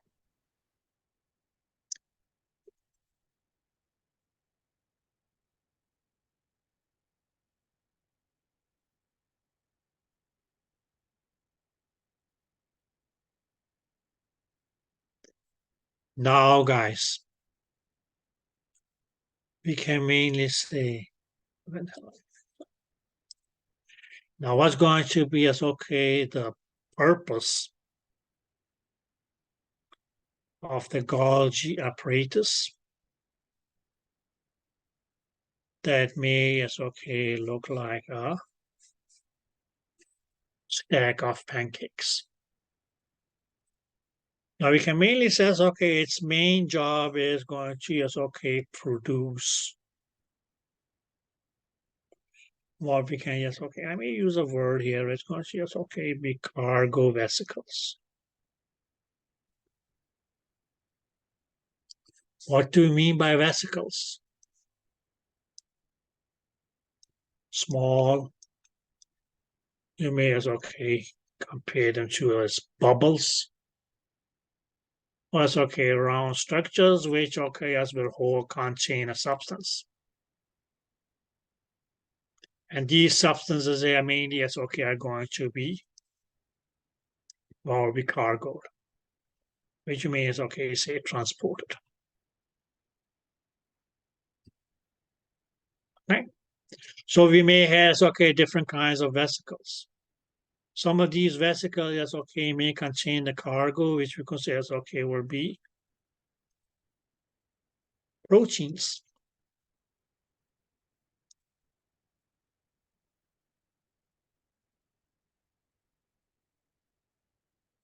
Is that clear? Yep. Good. Some of these vesicles here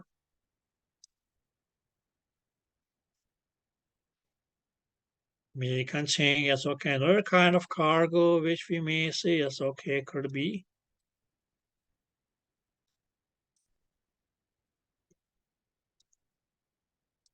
sugars.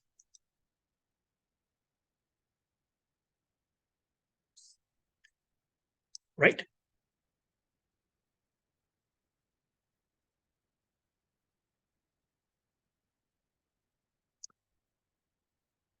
Is that clear?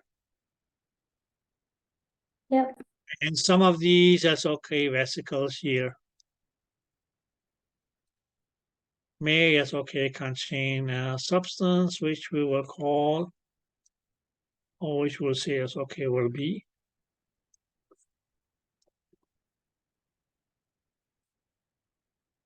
enzymes. So you can mainly say that, okay, as what the Golgi apparatus or what the Golgi complex is going to be, is okay, going to be the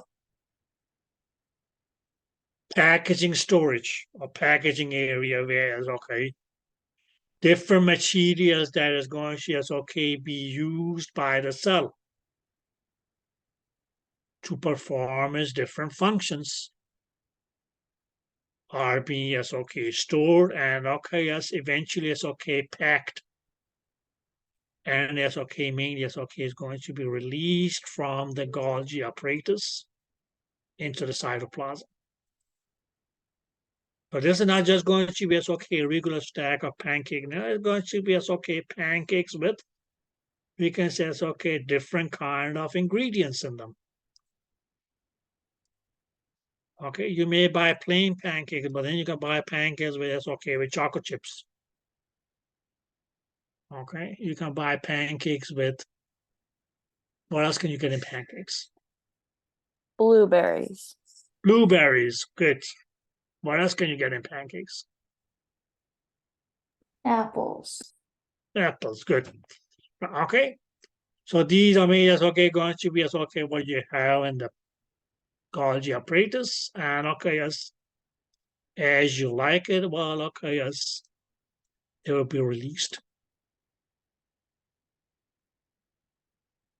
Okay, now guys, this kind of vesicle here, or we can say it's okay, the vesicles that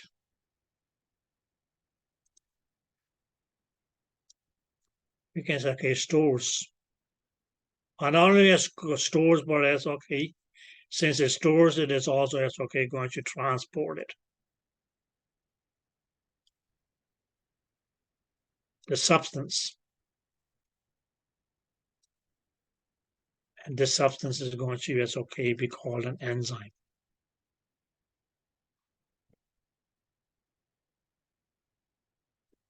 This vesicle here is going to be called a is going to be known as a. Now I'm going to write Lysosome. this term in two word colors. Lysosome.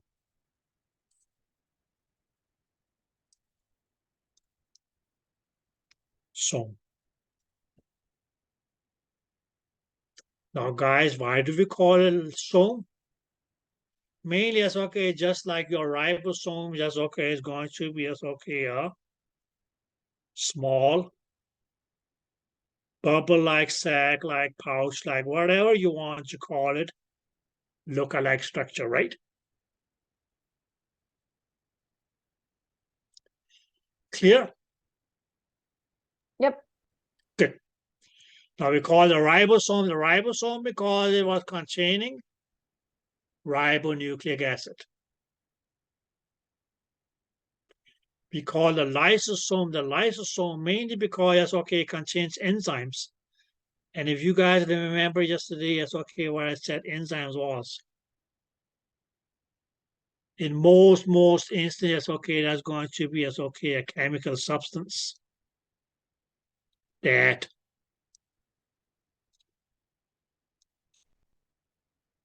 breakdowns a substance. And what did we mean when we say as okay, what was another word for breakdown? Lyse, right? So from lyso or from lyse comes the word, or is it that we derive the word lyso? So mainly because that's okay, these vesicles, yes, okay, they contain, yes, okay, enzymes, which most likely are going to be used as a substance too. You can say it's okay, chemically or structurally or physically as a dismantle or break up whatever substance. Okay, that's why it's okay. We call these kind of yes, okay, vesicles that contains enzymes are going to be called lysosomes.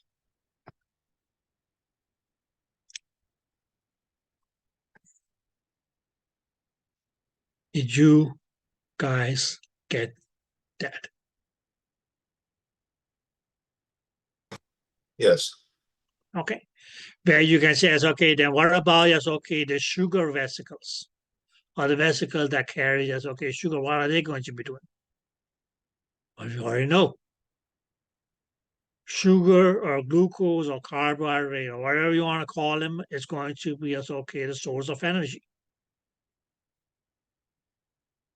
So, of course, yes, okay, this or any body cell is not going to, yes, okay, be working without getting energy. So that energy is going to come, yes, okay, from those vesicles, which, yes, okay, are, yes, okay, packed with a load of sugar. They will just travel to, yes, okay, to their other, yes, okay, respective, yes, okay, organelle. Where that glucose or sugar or, okay, that vesicle contains is going to be used. Right, okay. So you can say, okay, this is the post office where, okay, your packages are being packed and sent out. And of course, that's okay. If you receive a package, it's going to be as okay, your name, your address written on it, right? Unless, okay, as the FedEx guy or the UPS guy or as okay, the mailman or okay, drops off somebody's mail in your mailbox. Right, okay. So here is okay, it is programmed. There will be no okay, yes, you're going there. You're going there, you're going there because that's where you're going to be needed.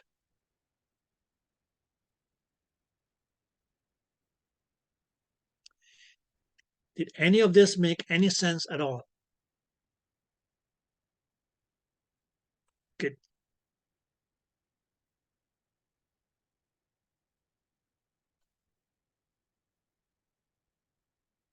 Okay, guys, that will be it for today. So tomorrow is okay, we will start off with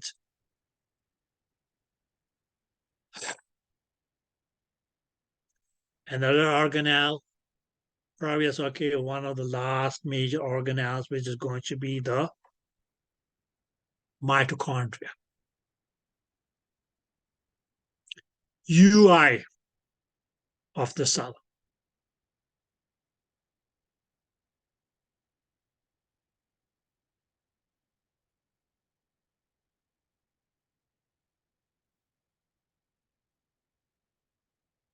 Now, guys, does anybody have any questions about all the things that about any of the things that we talked about today? Anything that just went on top of your heads and you couldn't catch it? If you were to put a cell on a test, would it be labeling the location of items? Like to know where they are exactly in the cell?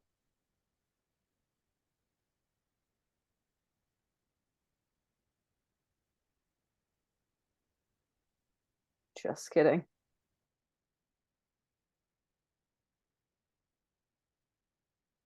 Hey, she didn't ask how many questions. Okay, Hypothetical. okay, Teresa, can you get diagrams? Good. Okay, so you can be asked about the cell in terms of a diagram. You can be given any diagram. It doesn't have to be the one here from the book. Right? Ooh. Okay, it doesn't have to be the one from the book. Okay. But if you, yes, okay, as we described it, okay, yes, the Golgi appraise looks like, okay, like a stack of pancakes. That was my actual, like, describing what it looks like, not necessarily like, I This don't know how to exact cell. yes. Yeah. Okay. Okay. You see as okay a round structure in this, that's okay, somewhere close to the center of the cell. That will be the nucleus. Okay. Although that's okay in this cell here, it's okay, that pushed it a little bit, it's okay down to the bottom. But ideally speaking, it's okay. In cell, that's okay, you mean is okay, find the nucleus in the center. Clear? Then you can say, well, okay, my what the blue is it? The endoplasmic reticulum, the rough endoplasmic reticulum also looks like, to me, it looks like, okay, as a stack of pancakes as well. But then you can see it's okay, it has all those small dots, which means we specified, okay, that's going to be the rough endoplasmic reticulum. Whereas if you look at your smooth endoplasmic reticulum, it looks like corals in the ocean.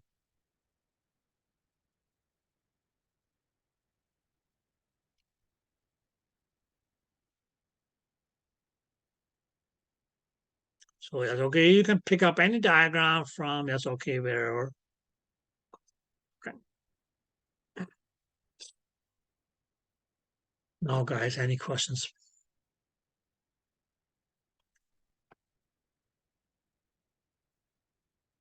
Any other thing that I talked about that I may have gone a little bit too fast because need of speed?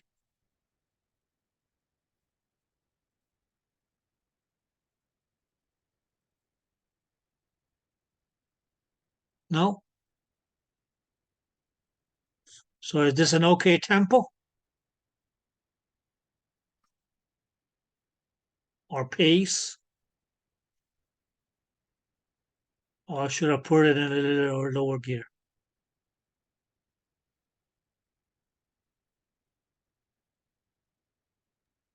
Cool. Cool? Okay.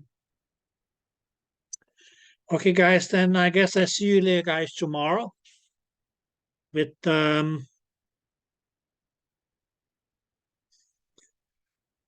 yes, okay, our remaining what the hell we call it?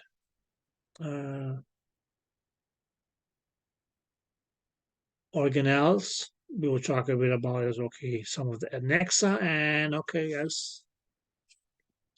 we then can talk about is okay, transport and beep, beep, boop, boop. Okay, guys. And stay Okay. blessed. Take care of yourselves and have a nice day. You Thanks, too. guys. Okay, bye bye.